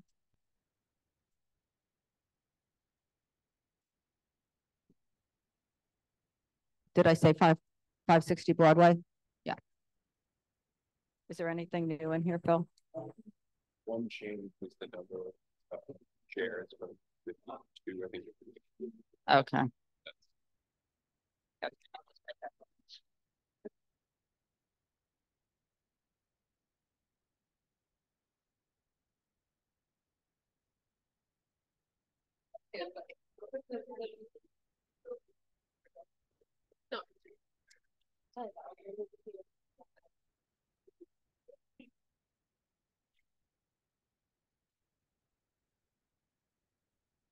It spins up if you wanted to, you know what I'm saying? I think this should be all right. That's good. Okay. I don't like to teach it if I don't have to. Hi, everyone. Phil Dorn and Eleanor Schotten. We are attorneys with Zetsky and Bookman. Behind me are Chris Stewart and Camilla Avila, the VP of Food and Beverage and the Senior Manager of Food and Beverage at Aritzia. At 524 Broadway, this block out on Broadway in Spring. Their lease is set to expire soon, and so they are moving just one block north, basically the corner of Broadway and Prince, 560. That is the former Dean and DeLuca space. They actually took over that space a few years back, and they were doing a spin-off of their clothing brand for year two. That finished up last year, and now they're looking to use the space full-time as their current lease expires. The concept is pretty simple. It is a clothing store first and foremost, with a restaurant upstairs. I think you'll be happy to hear this. Drinks will be limited to just a few spaces. The restaurant space, and these are all outlined in the floor plans that we provided. The restaurant space, which is on the second floor, as well as the fitting rooms. Each sounds bizarre, I know, but I'll explain in a second. Each floor has a set of fitting rooms, and like I said, they're outlined in the floor plans. I'm happy to point them out if you'd like. The idea is that either you are sitting at the restaurant space on the second floor and enjoying a meal after a long day of shopping, which is about 90% of what they anticipate the food and beverage to be. Or if you are working alongside a personal shopper and say you're trying on a couple dresses, your personal shopper can flag the attention of one of the servers and request that a drink be made and brought to the fitting room so you can have a beverage while you're trying on all these beautiful dresses. That is the extent of the food and beverage. There won't be anyone carrying beverages around. You can't go up and down the escalators with them. You can't sift through the racks with them. It's just those spaces. The store will close at 9 o'clock every night, just like their current store does. No outdoor space whatsoever. No DJs, no live music. This is not the type of space where there are going to be fashion week events or anything like that. We're stipulating to 2 private events a year, and that's even that is generous. It's really just so we can have our soft opening before we open to the public, and perhaps say a Christmas party for the staff. There won't be any other private events. No DJs at those events? No DJs at those events. No live music? No live music at those events. And with that, I will turn it over to the committee. Okay. I think, all right. So the first thing is, so the 13 tables and the 40 seats, that's in the restaurant. That's correct.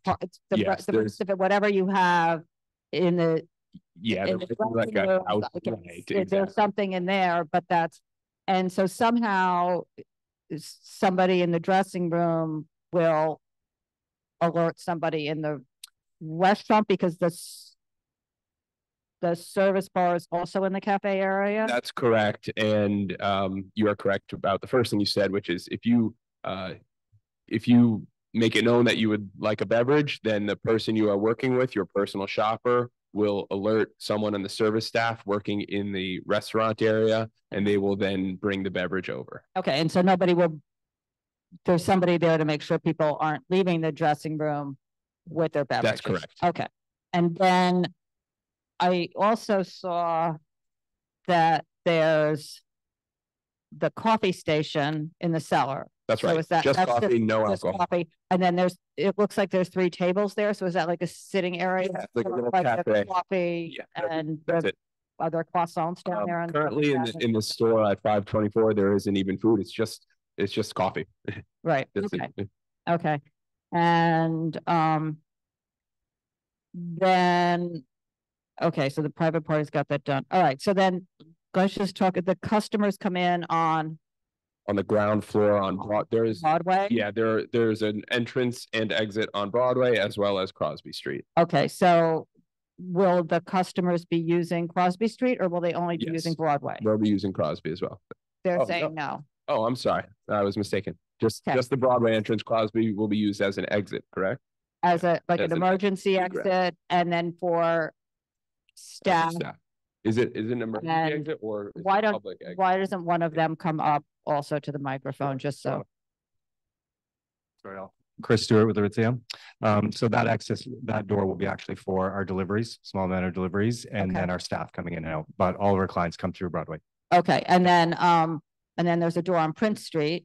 That door will actually be sealed off. Alarmed or? No, it'll be sealed off. We're It'll not be sealed off, so that's going away. Okay. Yep. And then when you get, so your trash is going Broadway or Crosby. Crosby? Through Crosby. Yep. And we also, sorry? Clothing deliveries are going Through Crosby. so everything's going through. Actually, no, that's incorrect. Clothing deliveries will go through Broadway. And then any food and waste will come out through the back door. And the trash gets picked up on Crosby or? Correct. Okay. Correct. So no, so there's no patron use, of course, we can just say all the patrons are you'll stipulate to all the Yeah, it'll- patrons would be Correct. entering and exiting Yeah, Broadway. it's Okay. fine. And, and the private parties were two, you explained that. Okay. I think I'm okay. Does anybody from the committee have any questions? Right ahead. Okay, thank you. So I thought that you had said that all of the alcoholic beverage consumption areas were on the second floor. No, there are fitting rooms on each floor. But it's the restaurant space on the second floor, as well as the fitting rooms that are in the cellar, first floor, and second floor. So you're including fitting rooms in the alcoholic consumption areas. They're one and the same as far as our floor plans go. Those are fitting everywhere that's marked as alcoholic consumption area. That is a fitting room. We just put that for your own ease, so you could understand where the fitting rooms were. I guess we could have marked them as fitting rooms, but right. Well, skip this. That's fine. Good to understand that. And then I think you mentioned that there's a coffee bar. That's right. That does not include any alcoholic beverages. Where's that located? That's in the cellar on the bottom floor. It's the third of 3 pages of floor plans. It's about right in the middle. Okay. All right. It's I got it. Coffee station only. All right. Thank you very much. Hi. Okay. I Dr. have a- Smith? I have a, Suzanne, can you hear me? Yes. Okay. I have a quick question. So hold it closer. So if you're not a personal shopper, can anyone who's shopping that particular day in the store also alert someone to bring them a drink? Yes, absolutely. You could walk yourself to the restaurant and say, hey, I'd like a drink. And then they will bring it to you when you've moved to the fitting rooms. Or you can simply signal somebody and someone will come up and be at your assistance. Okay. The only thing is that is in that case, then Dr. Smith, make sure who's it's on. going to, it's on. Who's going to be checking to see the age of people that are going to be? All staff will be trained to check IDs before any purchases are made. Okay, thanks. Erica? Is this something you do at other locations, or will this be like one of the first? This operation is similar to what we're doing in Ontario. So we do the 3 operations in Toronto. They all have the same model. Katie? So, I have a question about the average check in the cafe. Let's see, there's a page where all the prices are X's. So I don't know what that means. Yeah, that was a first draft. I can imagine. So does anyone have a projection yet? So you're asking about an average guest check? To clarify, those are just placeholders. We haven't landed on the pricing yet, but they will be of market competitive prices for alcohol. Okay, and and maybe Carter's going to talk about this, but the certificate of occupancy allows food on the first floor, but I don't see it allowed anywhere else. Yeah, I was waiting for the Carter comment. We're working with architects currently to amend the certificate of occupancy to ensure that food and beverage is allowed on all floors. Been hanging around with Carter too long, obviously. That is true. Carter, you have something else? So where is all the service origination point? There's a full kitchen on that second floor plan. Right. So if I order one of these cocktails, that's where there's a bar there where it's made? That's correct.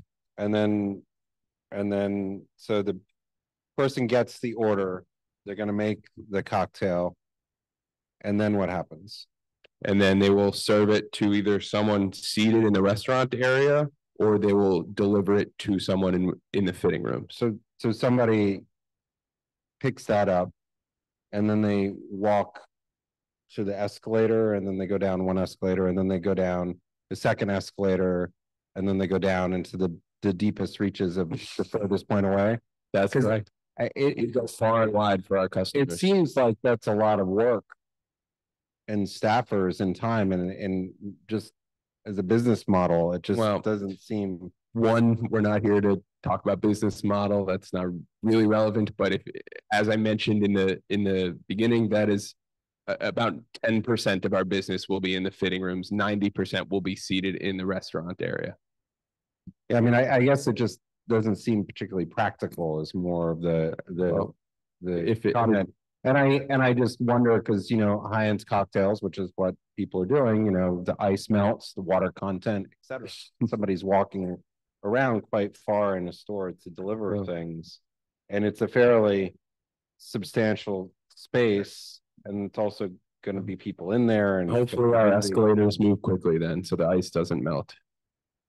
I guess just it's nice to see that they're marked areas for consumption, but it's just interesting because it seems that about half of the stores that include alcohol in their component end up not doing that fairly quickly. And just bring that up because it's just unusual to have the different areas across multiple floors without a service bar in those areas. Right. Well, I don't want to disparage Aritzia, but this is not Gucci we're talking about.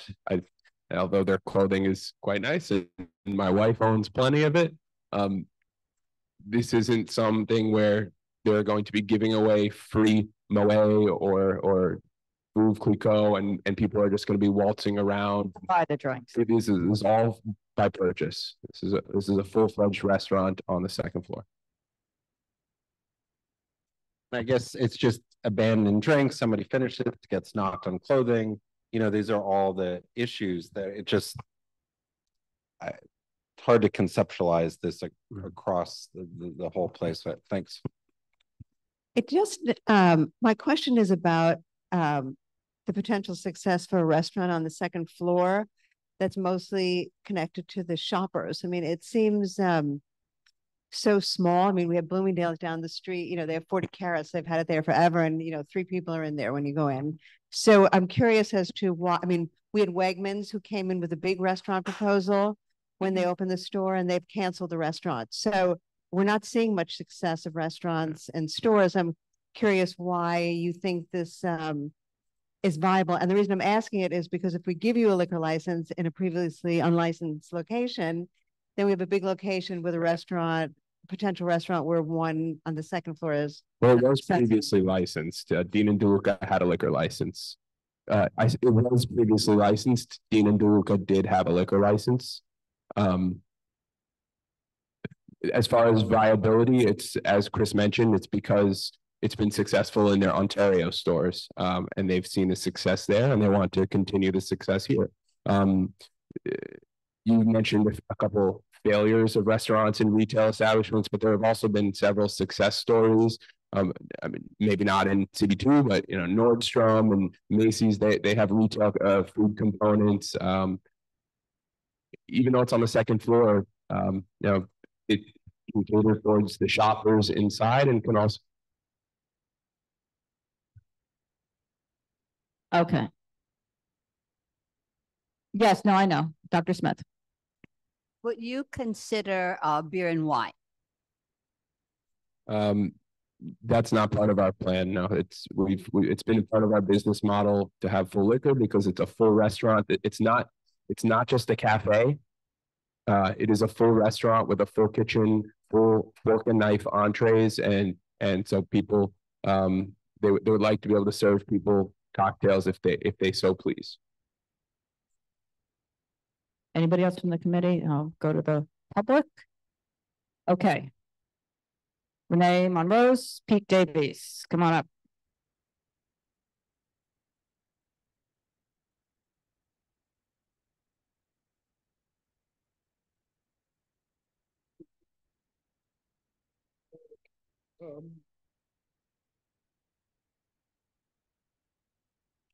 Good evening. I feel like I'm over here now to keep them company because they're so pleasant from Canada that I wouldn't want to be unwelcome. I do have some questions. We met a couple of times and we had a good conversation. We were happy to see that they revised their questionnaire based on some of the input. But the one thing, the hours are great. We're happy about that. The thing that jumps out at me and many others is 35,528. Is that the number? That's the square footage licensed. That's the entirety of the 3-story retail store. That accommodates 710 bodies. Maximum occupancy 710. And it is done with 52 seats. So that leaves you with about 658. I don't know. People that aren't in seats. I don't understand. The reason I bring this up is because I don't understand it. I don't understand the concept of a restaurant, which is what it's going to be licensed as, with only 52 seats, but 600 and plus other bodies that are in the restaurant, and apparently can be served, but can only consume in these dedicated spaces. They can get service and take it to one of those dedicated spaces, but they cannot consume between where they got the drink and where they end up, because that's not a consumption zone. So it just seems like this hybrid idea. I get why you're doing it, but I don't understand it. And I don't think it fits what the SLA lays out.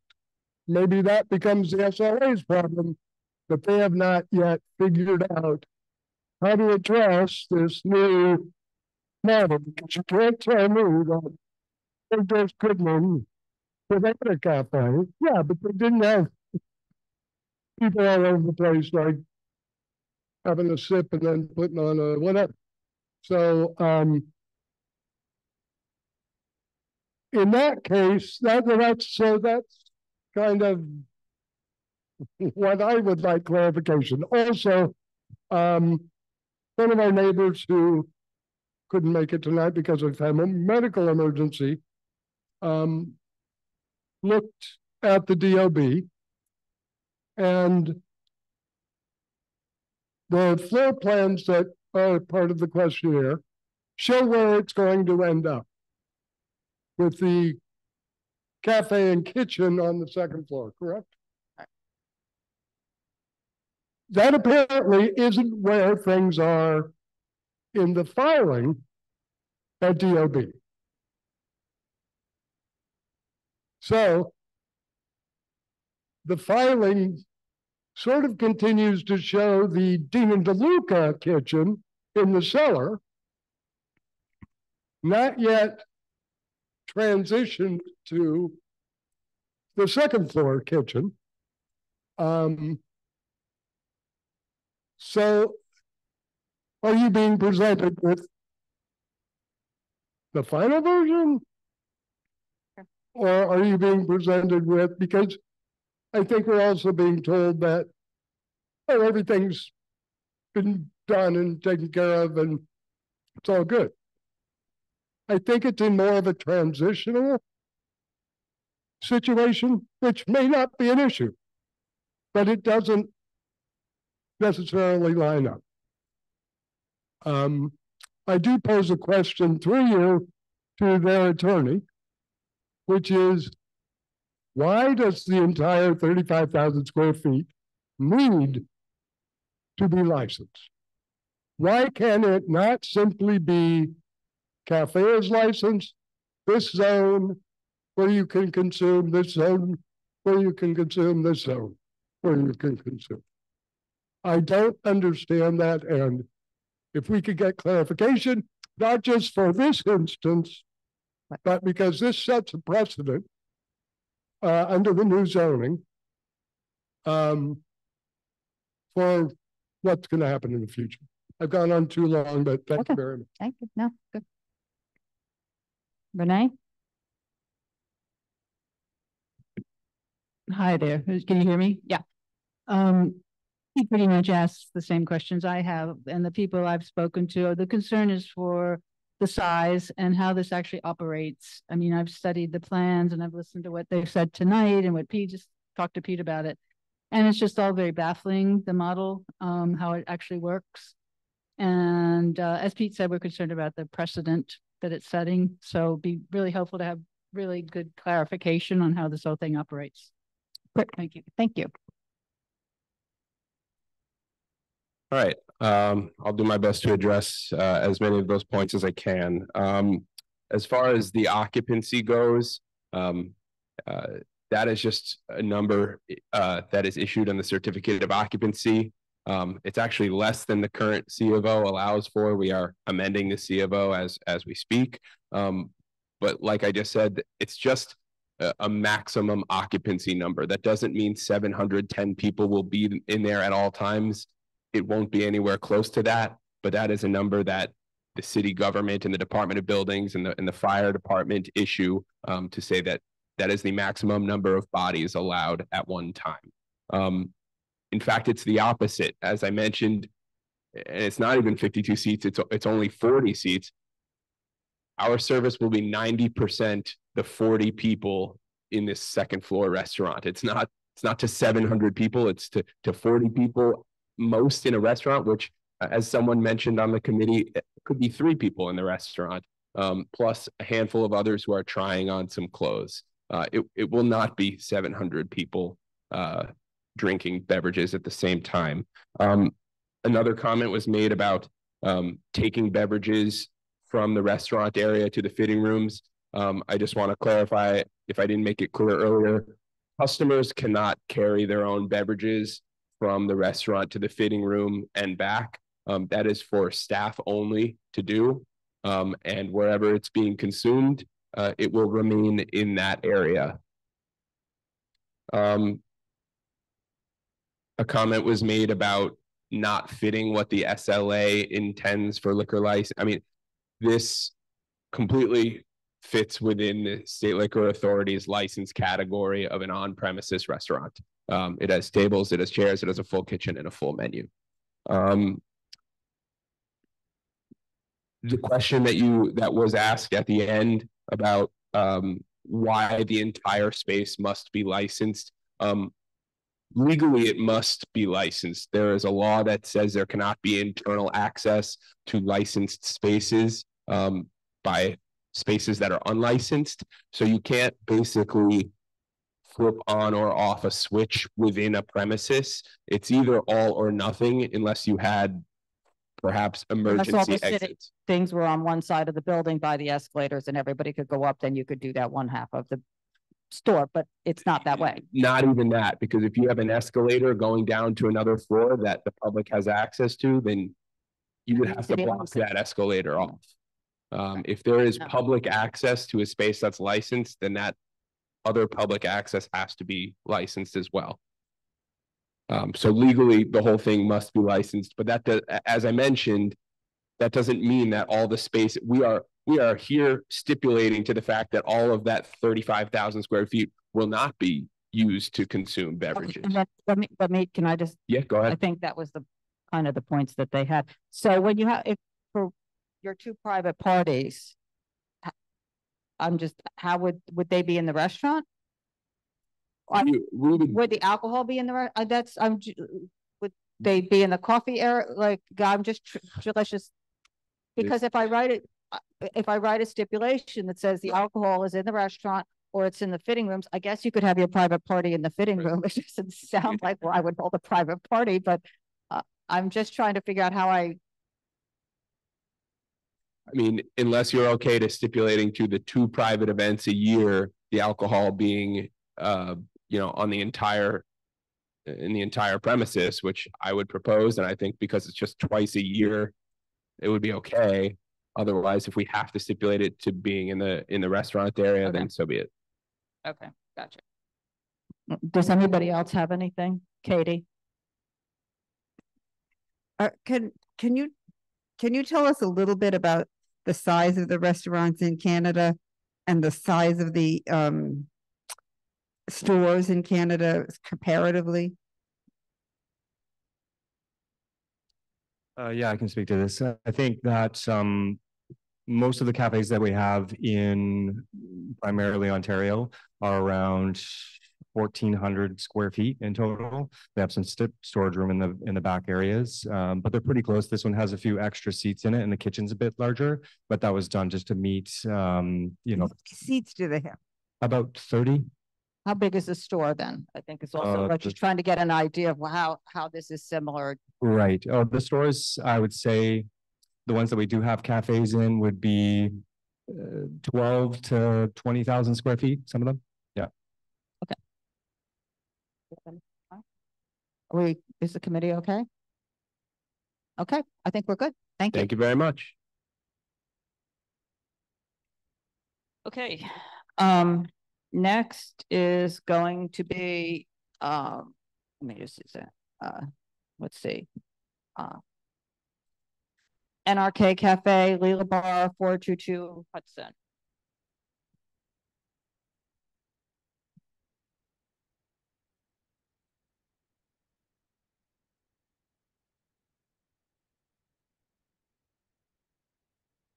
This is a tavern wine that's an alteration to add a backyard and increase the bar size.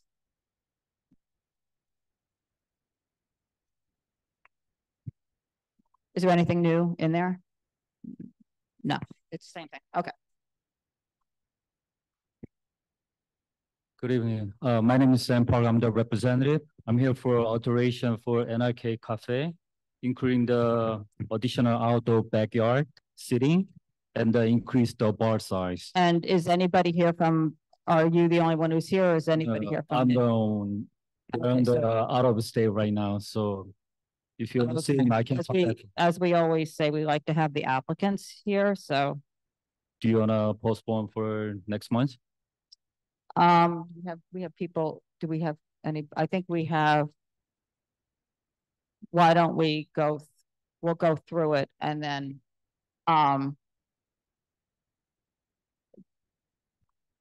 I guess. Yeah, if you want, I can come back for next month.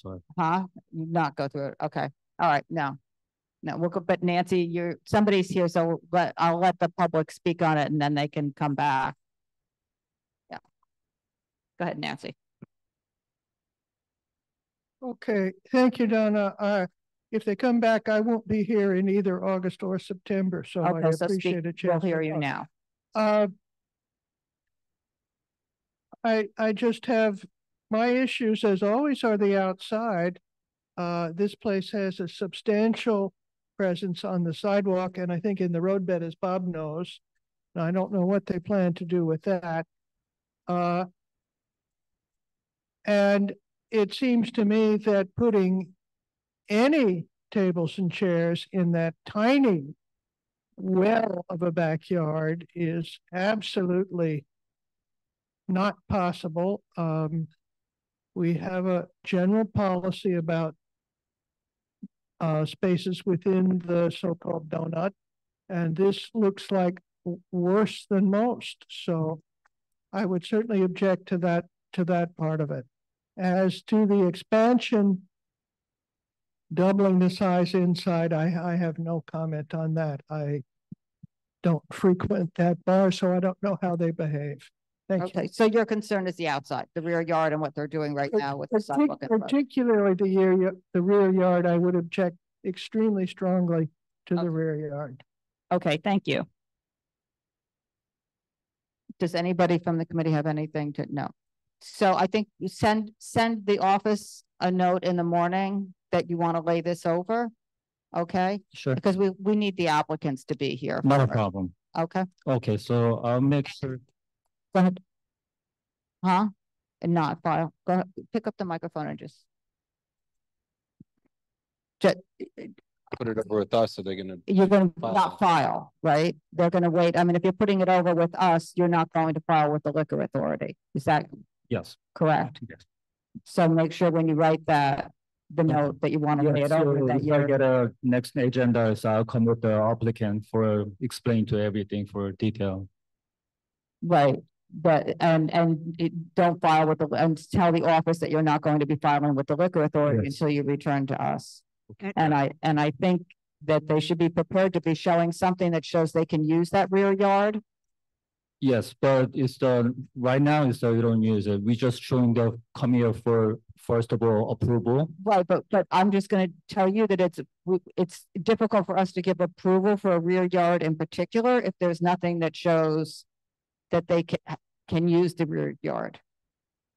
So the certificate of occupancy doesn't include the rear yard. The architect is working on it because they're getting TCO and then still working Right, on it. so it would be good to have something that shows a letter of objection or to get that Gotcha. done that shows that rear yard is included. No problem. I'd rather tell you that now than tell you that next month, okay? Sure. Thank you. Thank you. Thank you very much. Okay, Bento Brooklyn LLC doing business as Bento on Hudson.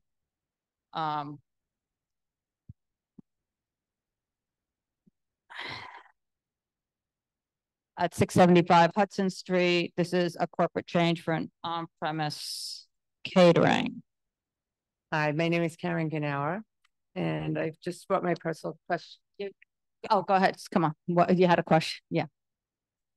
You have the questionnaires? Yeah. Does that so people need one? Yeah.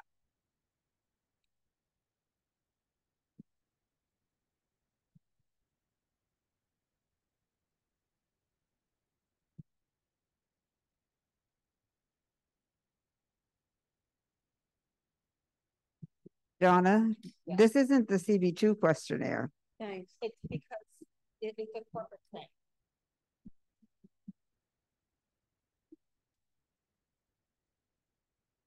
You see on the last page, there's just an extension for employment history. Do you want a copy? Yeah.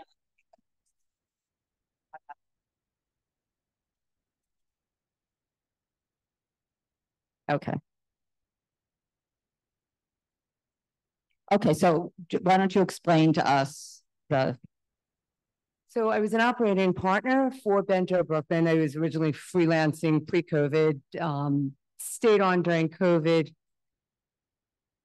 At this point in time, helped them with another hotel in Tennessee and just stayed on. And then after COVID or during COVID, I kind of signed on as more as an operating partner. And then ownership just was like, I was running the day-to-day operations and I did everything. And they said, why don't you just buy the business? And I said, yes, because I was doing everything. I mean, I did everything from soup to nuts to getting it up and running. And we have neighbors in the building and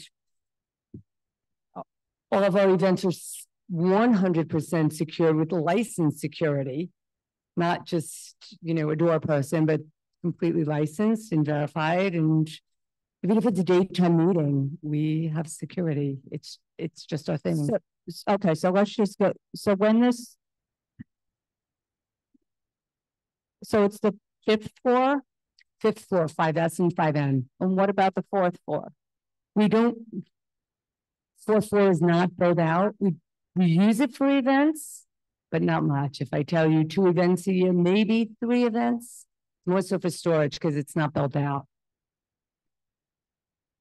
But that's on the so I'm just gonna, let's see if I can just go through some of the issues that I have with this, because so you were not on the initial license. There were 3 people on the initial license. It's Bento Brooklyn LLC that goes down to Bento Box, and Bento Box is made up of Justin Colesel and Peter Colesel. Peter and I just spoke, or Justin and I just spoke. I honestly didn't even know Justin was on the license. I thought it was strictly Peter. So they told me, so I need to file an amendment with the SLA and on the personal questionnaire. So go ahead, Carter. So on this application, which entity, so Bento Box LLC is 100% owner of Bento Brooklyn. So that's how the license is. So I'm not sure. So you are now going to become Bento Brooklyn LLC? Correct. And so has Bento Brooklyn been operating the space? Bento Brooklyn has been operating the space, not Bento Box. Right. So Bento Box owns Bento Brooklyn. Yes. So I'm just wondering, I mean, I looked at your website and everything. I mean, this situation looks like it's much more complicated. You're not represented by an attorney. It looks like it might be construed as availing, because even on your storyline, you say that the business went out of business and you took it over. And so it's just this just looks more complicated. You're advertising much higher numbers for occupancy in your space than is allowed. I mean, when this license originally went to the liquor authority, it looks like it was issued without a full board hearing there because there was some confusion. There's a lot of open issues here, but even the filing that you have before us doesn't seem correct, because you're changing an individual, but you're not changing the actual ownership. Yeah, we are changing the ownership. Well, it's not, because Bento Box LLC is the owner. Bento Box LLC is comprised of 2 individuals which require disclosure, but the actual license seems to be owned by Bento Box LLC. You know, honestly, I cannot speak to Bento Box LLC. I can only speak for Bento Brooklyn LLC and an operating agreement that was given to me, which I happen to have with me, is the operating agreement and the purchase of the company, which is from Bento Brooklyn LLC. I mean, did you retain the services of an attorney or a filing representative to do any of this? I did not. Yeah, I really think I should. This is, it may be that this is a new application. Okay. Under your business, not assuming this, it's not your name that you now own it. It's still Bento Brooklyn LLC is the owner. But I bought Bento Brooklyn LLC. Right, but you Bento Box LLC is the owner of Bento Brooklyn. I understand what you're saying. So then on top of that, you're advertising things which are not consistent with the place of assembly permit at the space. Your occupancy numbers are higher than that. Or 279 on the south side. Sorry, 210 on the south side and 79 on the north side. Right, and I think that your numbers are higher when you're some of the different advertisements. Fair enough. That's then on the 4th floor, that's a residence. On the certificate of occupancy, not for us. The whole floor is a residence according to the certificate of occupancy for the building. So that's what's on there.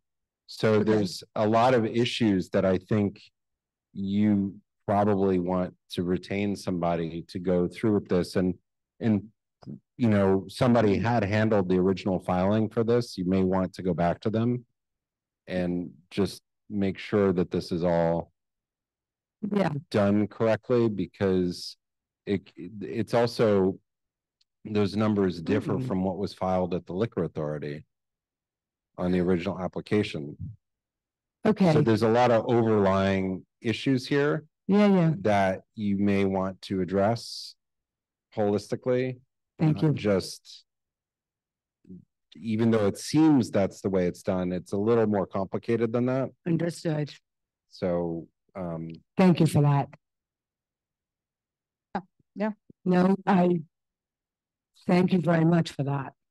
Sincerely. So do you want to withdraw this and refile after you've spoken to an attorney and gotten it?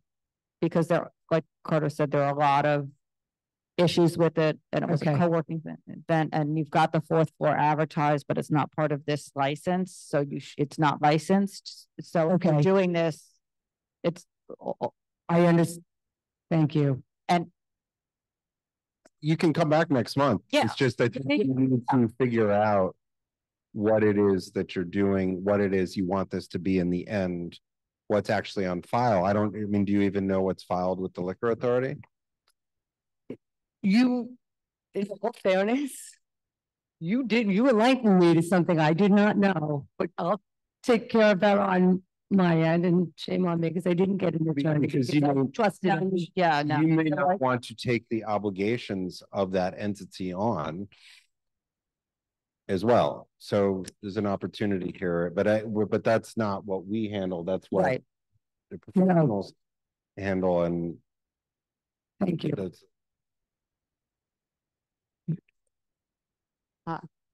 Use the microphone, please. It seems like you're taking on this is a big restaurant. It's not a restaurant. It's actually an event space. We do meetings and events. So it's not an on-premise restaurant. We have a catering establishment permit. Yeah, I guess when there's that much at stake, it does make sense to have a lawyer look at this. It does now. Yeah. It does now. It's just a lot of money involved. That's all, and that's I think the concern. Yeah. And if they wanted, I was running the day-to-day operations of the business, and they were just like, you know what, with financially, they wasn't enough for them. So they said, why don't you just buy them? Yeah, but you have not filed with the SLA yet, so you don't. No, yes, I have. You have, and what did they do? Did they? I have a case number yet for the file number. However, I need to withdraw from them, right? And then refile, get my ducks in a row and do a little bit more digging. Understood. Yeah. You're right. And they're also renovating the building. I don't know. I will be gone by the time they do it. Yeah. I just didn't want to run. I just wanted to be legal, to be honest with you. Yeah. So, okay. Thank you. And just so you know, I did reach out to the neighbors in the building who said you were always worked well with them. And so I did hear that. Thank you. Okay. You know, it's tough. Yeah. And so go get some advice and then come back. Thank you very much. Okay, great. Thanks. And thanks for waiting. She's going to withdraw. Just said she's been emailing Eva too. So email the office. You have the email address. I mean, yeah, she's been emailing. Yeah, I've seen the email. So email the office, say that you're withdrawing and you're not filing until you come back to us. Or I guess you file, but you're withdrawing from the liquor authority too. Okay. Very good. Thank you. Good luck. Okay. Then that's it for those. All right. Hang on one second. So then we also have just a couple others that were not either I waived appearance, etc. So Noho Neighbors, we heard them, I forget what month it was, not that long ago, for an on-premise restaurant. We have signed stipulations, and they are filing for restaurant wine as well to get the temporary permit. I updated the stipulations to just check off restaurant wine, and we're supposedly getting that back. But if we don't, they may or may not get held up at the SLA. So that's that. Nothing's any different. Great Jones Distillers, for those of you on SLA-1, and it's all sitting in the, I think it's sitting in the drive. Yes, it's sitting in the drive. In May, we had voted to deny them with the option that we would reconsider if they would be agreeable to the midnight closing. There's the whole email train is in the drive. You can see the stipulations that I said that. They are not willing to do that. They're still with their 2 a.m. instead of Wednesday to Saturday. Now it's Thursday to Saturday, but it's still 2 a.m. So we're a denial, that's that. That's why that's on the agenda, because we've been laying it over, waiting to hear back from them. And then 998 LQ Sushi, doing business at Okini at 216 Thompson Street. This is a corporate change. It's a restaurant wine, and I waived that appearance. It's the majority owner is being the sole owner. The other two are going away, and that is the person that signed the stipulation agreement initially. So I didn't have to have anybody re-sign anything. There's no change in anything. So we have the signed stips, and they sent in the signed stips when they sent in the things. So they're fully aware of the stipulations. And to my knowledge, we've had no complaints about them. So that's that. And is there any, I guess, new business? Do we do that now? If we want to talk about, we'll do business session and then, yeah. Okay, so we'll just take a couple minute break and then we'll.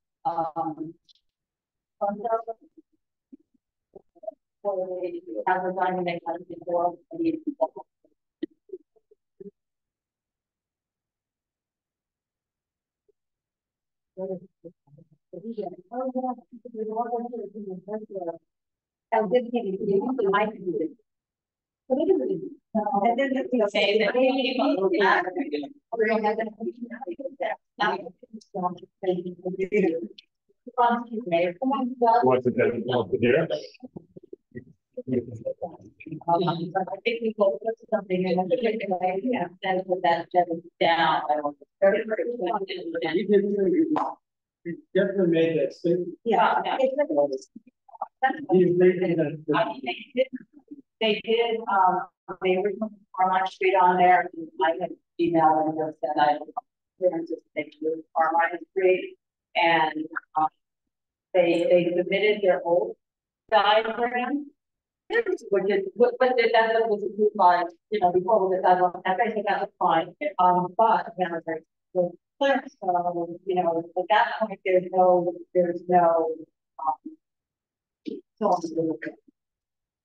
if there's no guardrail, I think around the street that, so it didn't count before, but it may count now. But they also in the diagram, some of those diagrams have that service style that they don't really have now. So my stipulations, they just number of tables and chairs as long as it's conforming to the clear house, and as long as all the services can be in the area. And he called his stipulations, or he stipulated with the outdoor report that only the tenant is not paying to take that. So I have work. Yeah, it's already.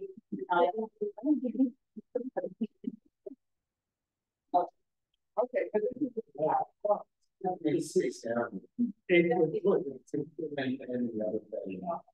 On what, I Carmine Street? 7th Avenue. 7th Avenue. If you have how many hours? What's the number? We have 4 on one today. So, can we vote on everything?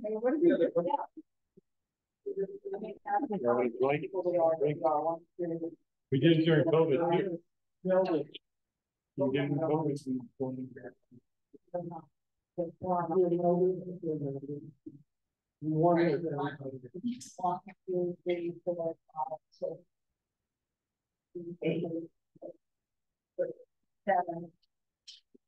Seven plus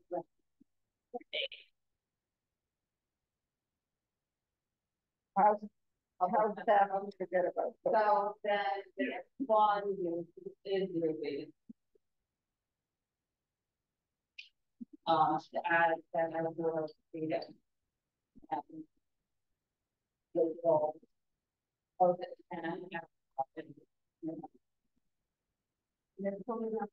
And they're getting rid of the percent and going in and 2 feet, which is what it needs to be. I put a new PDF in it. And so take their top down. And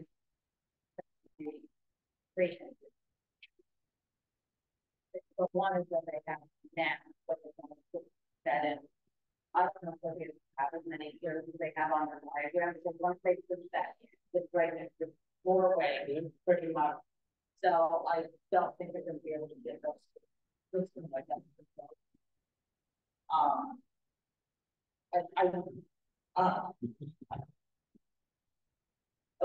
I'll just say, you know, we opposed this application and the delivery authority gave it to them with the hours.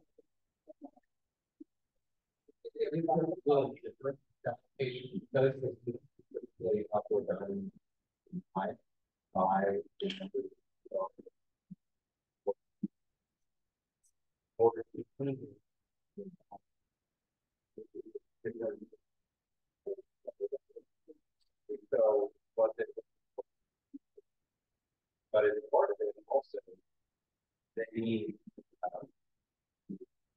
it's a little complicated, but they don't have it. The issue is that seems to be something that people look the other way many years. Now the new program, the old program is done. The goal here is to meet all the requirements of the new program. They first said, oh, this metal railing.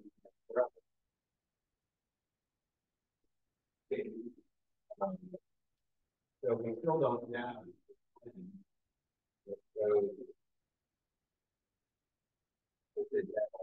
requirements.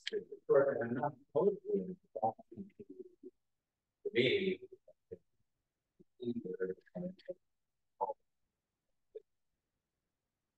But the lawyer didn't concede all the things that were right.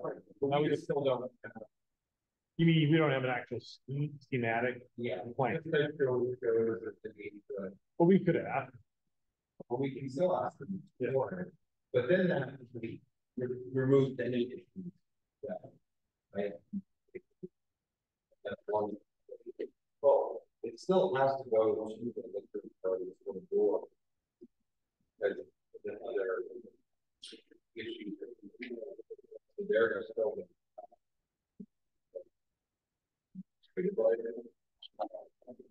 But I think that our one that so that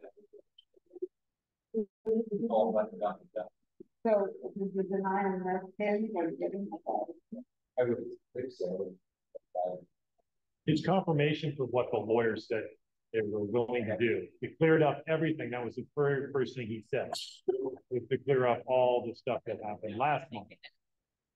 Yeah, and he did.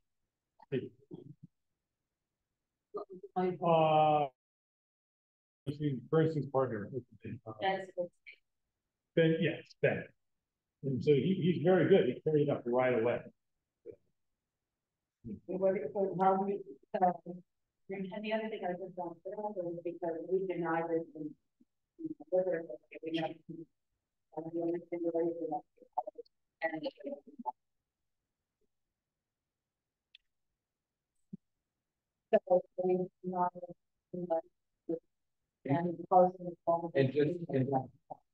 yeah, it's by way of record that the landlord abandoned the building fell apart.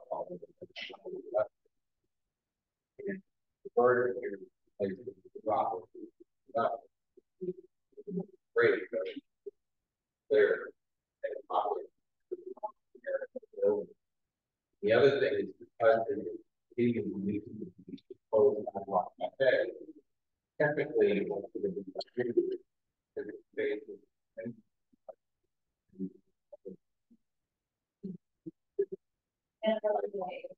right. So there's a little bit more background here, but as far as when we go to work,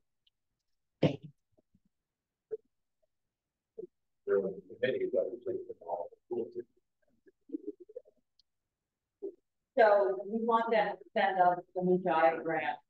The diagram there.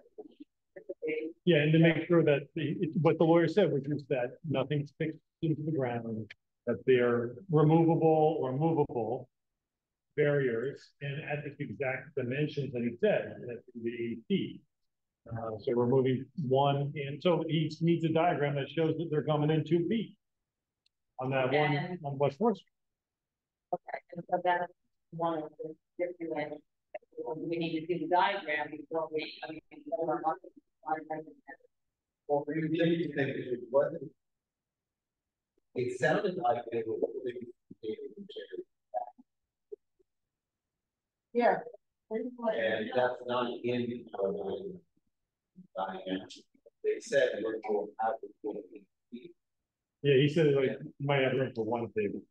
Well, that was another. That was a different one. That was on the other one. This is kind of what I'm saying. You know, yeah, what he said to do. We have to move that where the going to be able to partner with the right.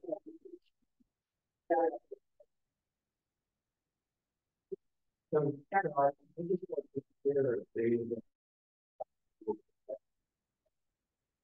yes, it does. And they all yeah.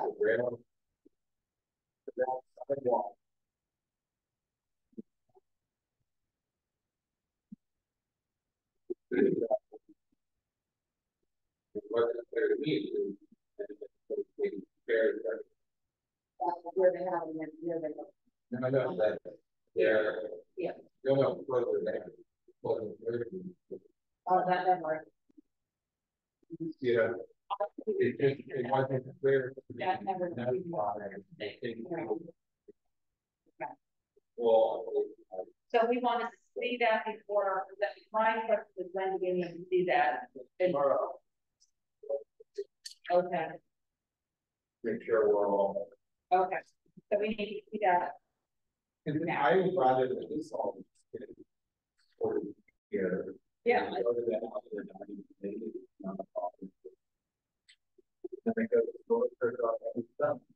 But if we don't get it out, you're gonna have an open issue. But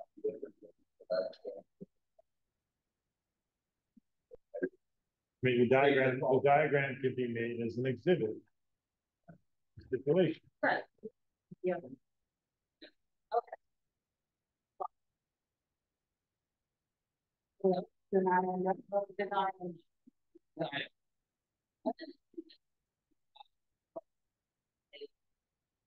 And give them the entry door. We didn't care where it was refile. Well, yeah, I mean, originally what they personally, I think it works better than the other. Well, if it's yeah. Okay. So and then the other thing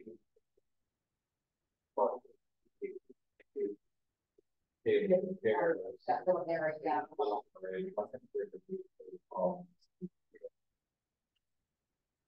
Okay.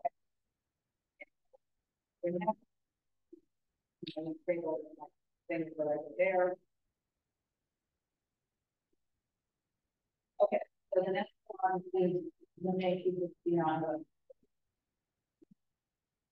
hour we can get up with that is 8:30 to 11, and then 12:30 Thursday to Saturday, Thursday, and last call in the yeah.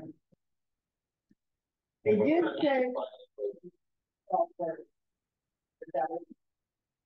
or they did say that there was waiting on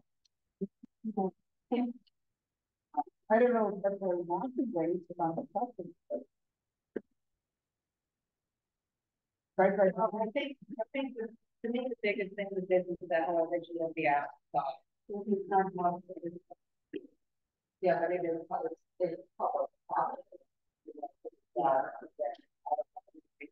yeah, in there and lovely. Is there usually like a deck there? There's a deck there. Still there's a wood down there. From what those guys confirm, so usually when there is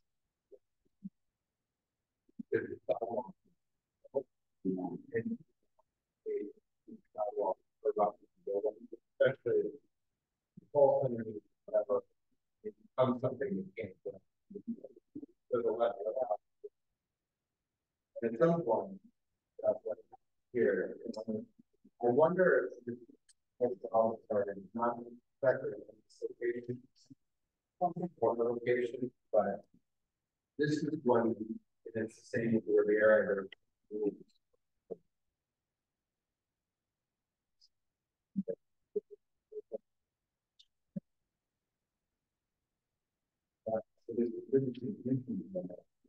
But this was filed in private property. The burden became opposite. It is a residential zone. So we want to fish for places that were issues. And now they're the burden is closed, the burden. So, and part that makes it hard to do is there a burden? Stop. Nobody can try. And the platform being there. So they all get involved. Again, this is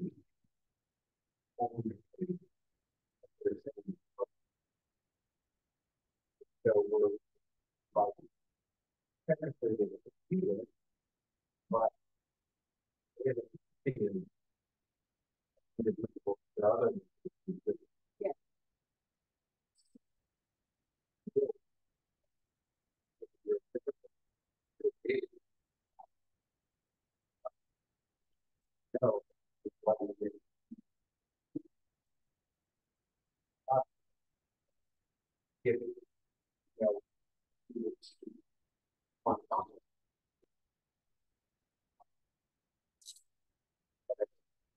If you want to say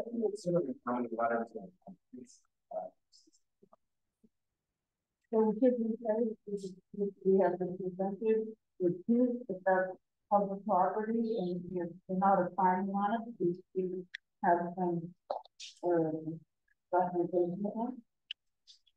I think that's you could say something that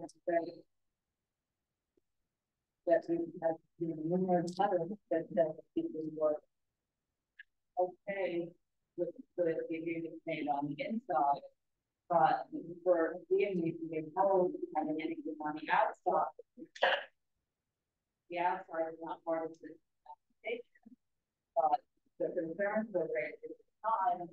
Yeah, I mean, something should be on the part of that, but the public and when the path.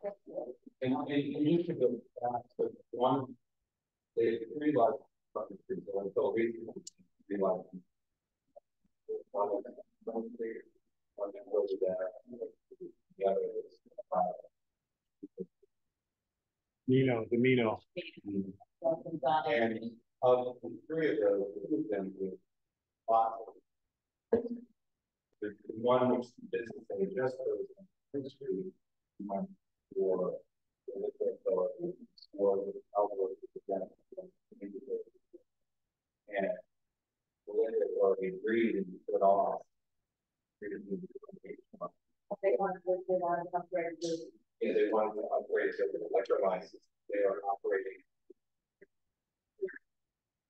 Yes, speak. And then the same street, road that sidewalk, and they stipulation limited it. Possibly limited. Point three. So it's not that they can't figure out, but how do you really figure it out? I don't think yeah. What the West Fortune was previously in license. It was a beer and wine. We never had a liquor license before, and they promised they would do everything right. And then they didn't. We went along with it.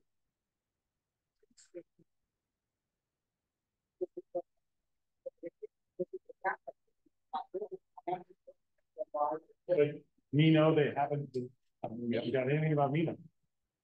So, and I brought this all up on Mina. Yeah. So, you know, that's right. Everybody said deny and let the meeting. I think that's kind of.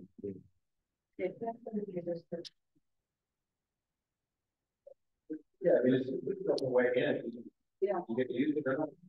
And you are. But for who they have to come back, I think it's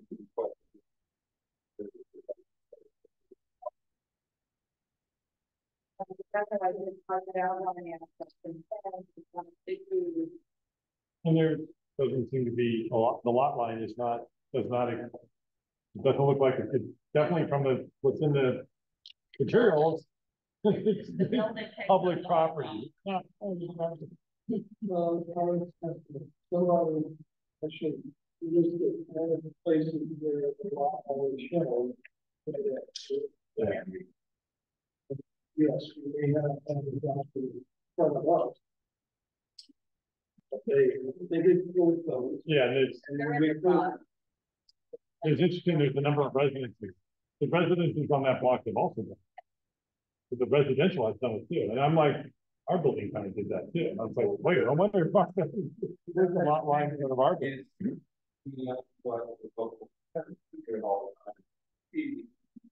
Significant in our boards, significant were the students are all. Yeah. Bolts underneath.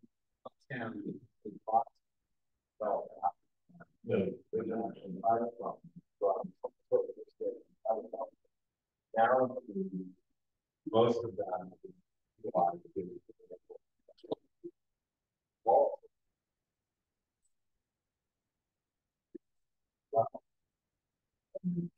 The message in that is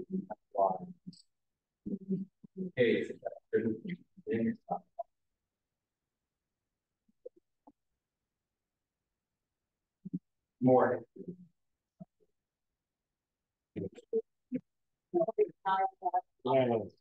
with the right language. And then we have NCG, holiday, their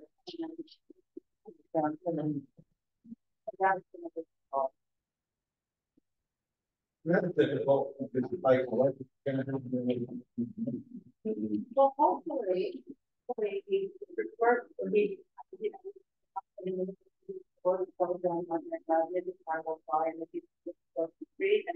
behind we're not of the sidewalk property doesn't apply to the specification again. Yeah. I think the very first time I was on the SLA committee, maybe 11 or 12 years ago, Baratin was front row and center about closing the door. That was the thing. They wouldn't close the freaking door and music was pouring out. Well, did you notice that Terry was quit? He was so embarrassed. Yeah. Well, either he quit, I'm sure. We don't know. But he could have also fired. Yeah, but he was really taking it back. Yeah. Usually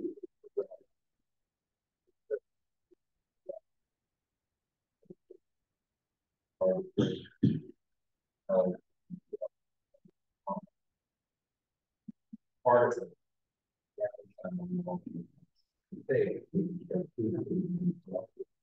One of the pictures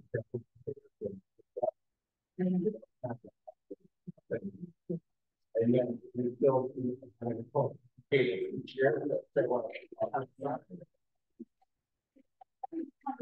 I walk by there all the time. I live here. Only walk come by there, and I have not walked by once and not had the table in the amenity zone. Nothing's on them. I've never seen anybody using them. But they're there, and they've never left. They're there. And the documentation yeah. You guys don't get the document. I don't think I did. Yeah, these emails of the picture. Yeah. And then Rob forwarding first response. Okay,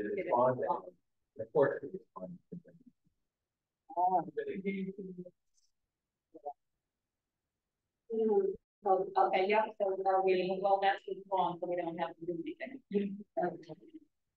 So the next one is the United States of Aritzia, that's going to be one of the store. The Prince Street store is sealed off. Prince Street store is sealed off. Wall Street is the patient.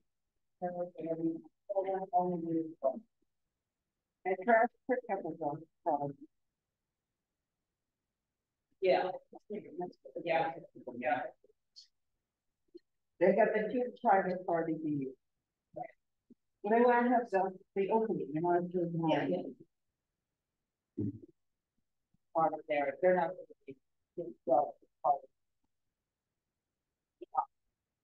So they are licensing a lot. Well,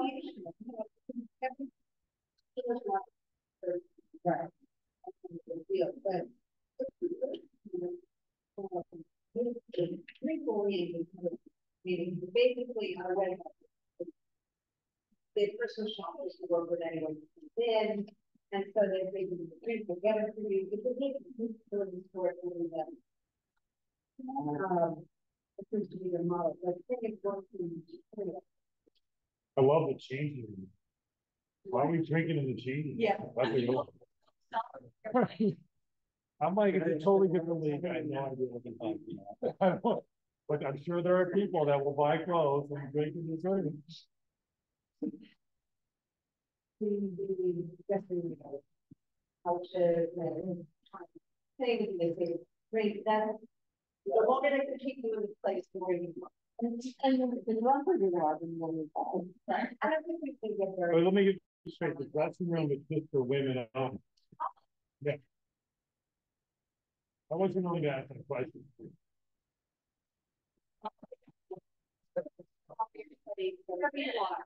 How about husband? That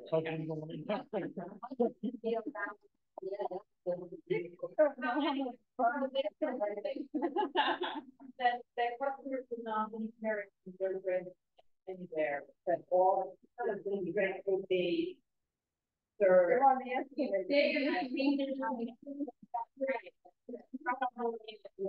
It's like a change period, the little think about it.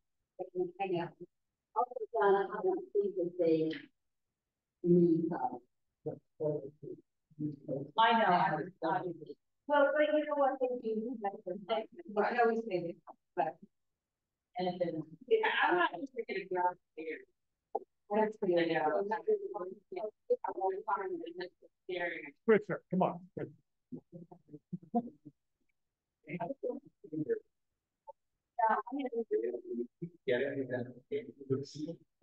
not. I mean, it's are paying for the restaurant, and then they have the bar. You know, we were all part of the kitty community, a lot of people walking around with the guys, and they were those people that were walking on the bar, and then nobody. I mean, one person with everybody sitting for the bar. You know, right? Maybe always had on whatever store. But there was a huge yeah, I don't think that's right. So that it's only it's not. Well, and it's only if you're only consuming right there in the cafe or restaurant area. Yeah. They don't want you to leave the cafe and walk. Right. Right. I'm just saying there's one in the bar. That's 3 floors of and you got one person walking with a cocktail that somebody made, and it's still icing it, walking all through a busy store on top of them. I'm in the basement. Everybody's gonna put this thing in the change room, table,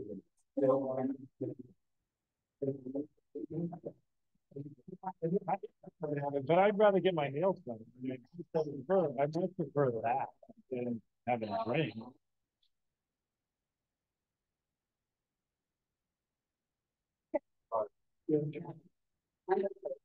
You're a public drawing, and seven.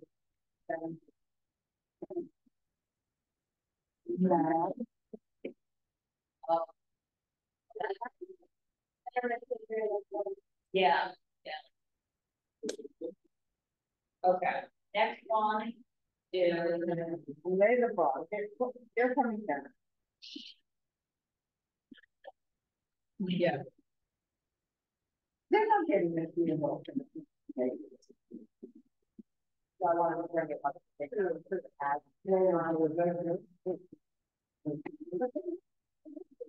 have it all. Yeah, but they didn't hit it in there. I don't.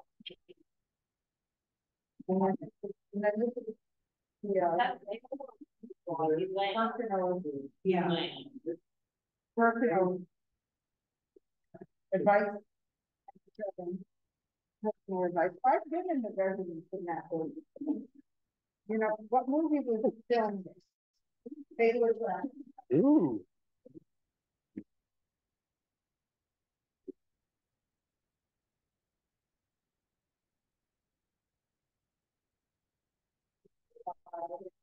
Somebody's on there.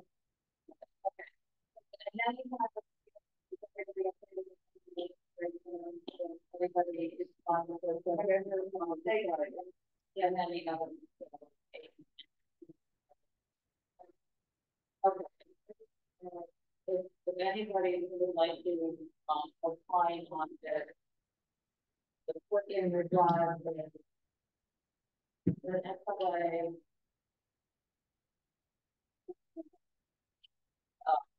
advisory that we're looking for comment. This additional amount for pay for license taxes and Sidewalk, and then look into people have to deal with all the.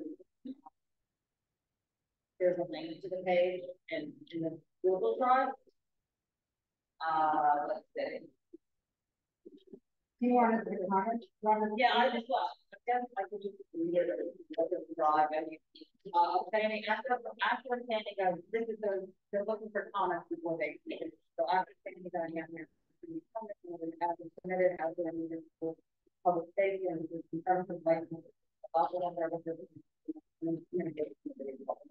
get file an alteration for outgoing state applications the info get what there's in 90 days of changing a dining ambience to be permanent and for the application of the state.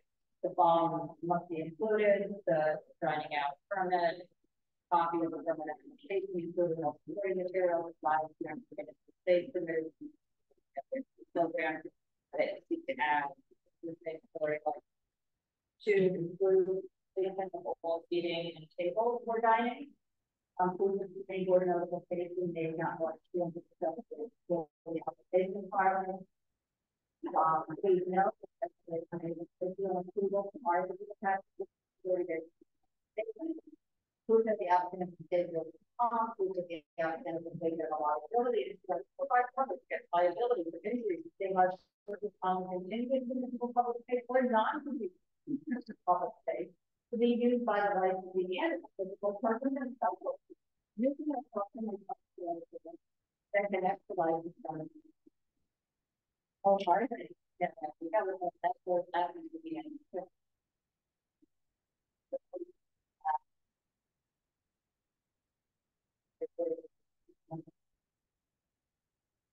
And then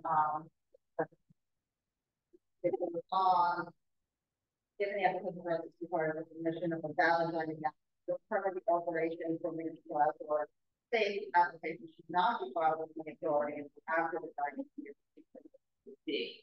So that's what we're I mean, we can go through, I think we can deal with people that have some fun with that and you know, we have our stipulations, so go to the outdoor dining committee, salary and stipulations to it and submitting that, but then once that's all done, we've got our stipulation, you know, we can waive them coming back. Yeah. With nothing like this one. So let's see. Bring it, say, 5 years, maybe that changing of outdoor space under licensing control, so have private space. Applicants who seek authorization for the outdoor center is an outdoor space under their control, and contiguous to their indoor space. For a new premises applicant, must include the outdoor contiguous space controlled by the applicant. They seek authorization to use as part of the license in the original license application. As for new existing premises, an alteration application must be filed to have been approved by the authority for a license to add to the outdoor space is controlled only by the license to take the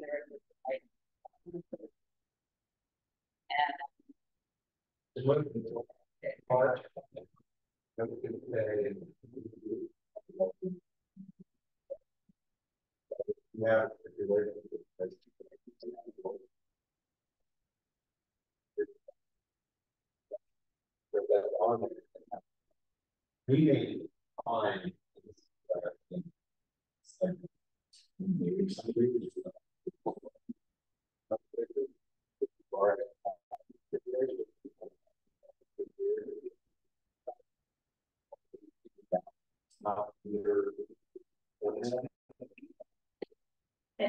there might be some language that is I think that we get more people about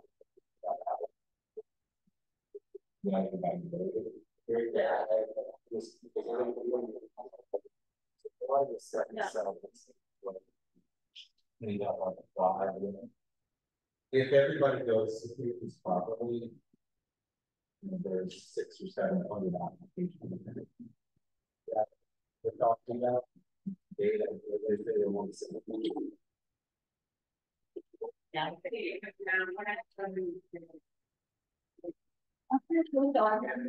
and there's also a big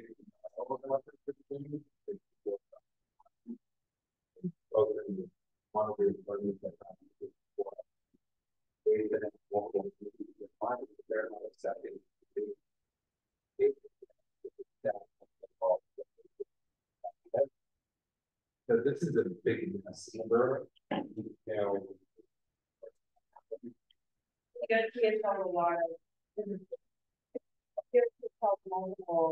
You want to any question for creators like lots of surveys like why so popular. You look at their often like data to like say like if you go to a restaurant and like tell them that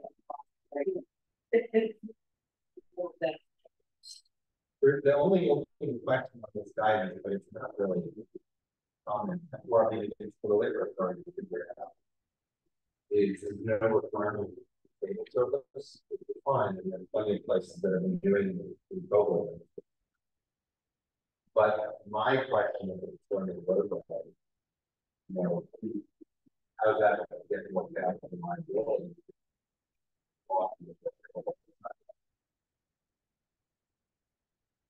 So, and if I they took that, the city took that really up to them. The liquor authority shares information, but their primary concern is what is now who is responsible for the safety within that environment. Who is responsible for violations? And so there's unanswered questions. What city is the state? I'm saying this is for them to, they have to figure out how to get somebody, you know, one place to find another.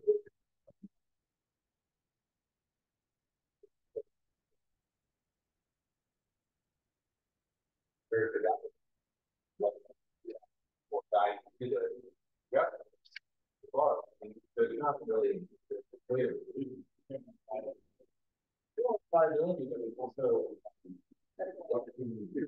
You want to when somebody finds someone in the middle of the sidewalk and you stop, you know, that's very clear under the old. I just don't think it's particularly fair.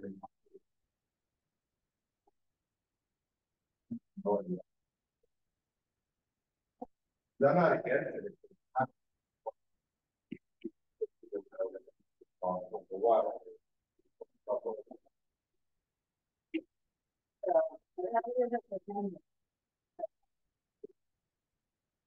You're gonna be targeting.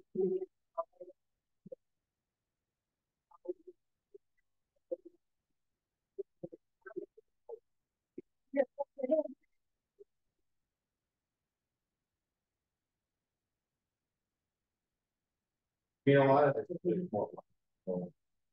You know, like we had a meeting with the liquor authority in March, pointed out that, oh,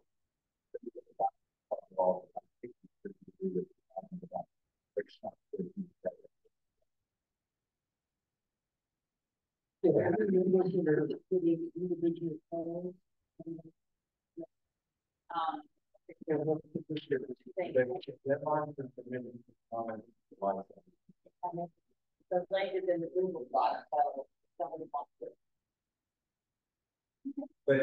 But it's also unclear. It's unclear about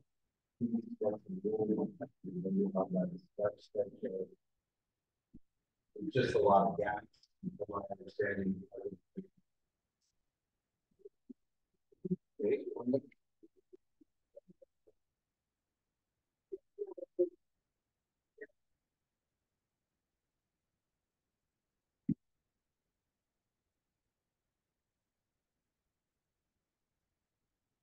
Yes.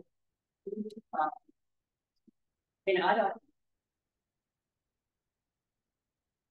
The procedure stuff is pretty straightforward. Yeah.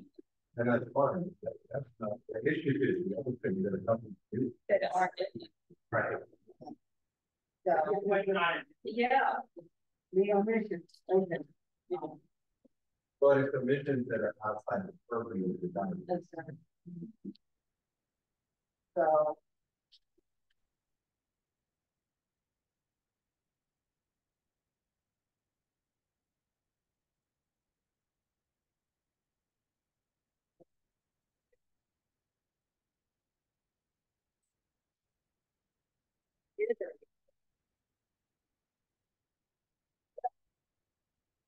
Basically, the most is to be able to display them. I'm taking care of it. Not.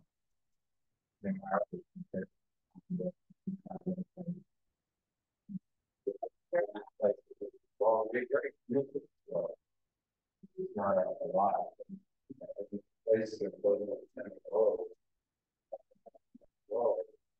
Just when riding the moment. You mean like that? Yeah. But they're public comment like they don't. So it's delayed sitting in the crop. I guess I'll leave that one with I think they're gonna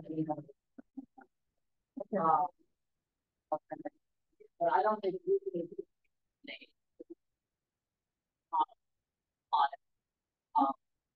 it looks like it covers the thing. It's not covering anything.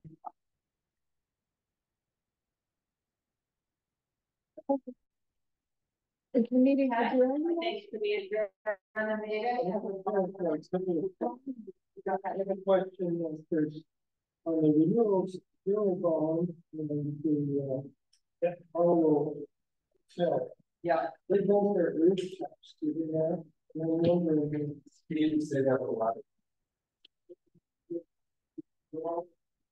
What? Nope. There's two of the renewal that seem to have rooftop as part of their establishments, and that's always a problem. Zero bonds. Yeah, we can put that. And article is that Arlo. The one over here. Yeah, there it is.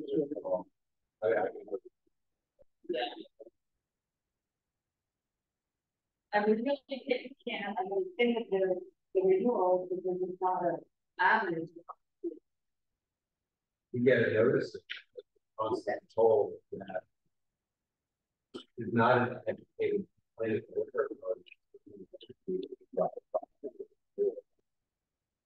that's why that's which is why one gentleman was here tonight on Figaro, and the Figaro is on there, they multiple. Mostly.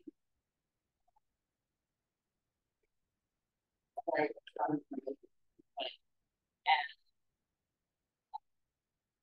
also, the lady was asking, so there's a problem with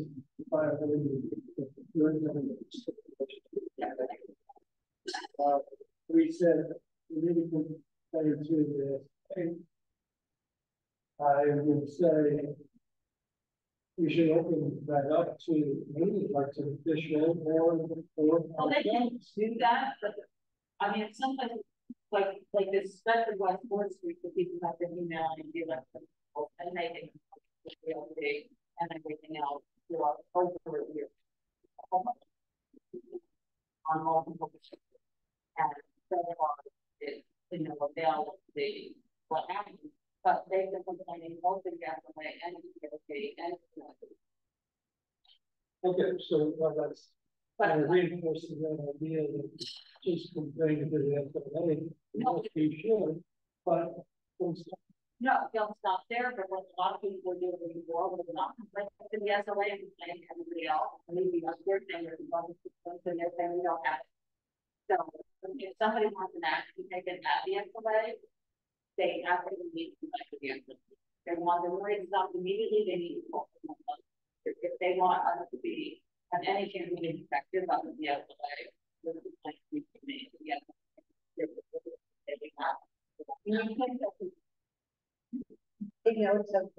Well, let's not, I mean, this is sort of where the broad point is each individual but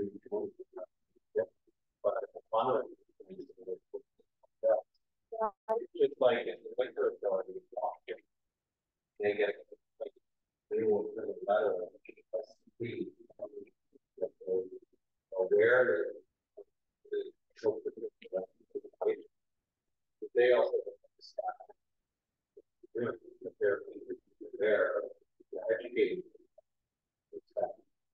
and and they also some person lawyer said, well, it's 311 tell me but that there's a little bit yeah. And also just I mean if there's a noise like Saturday night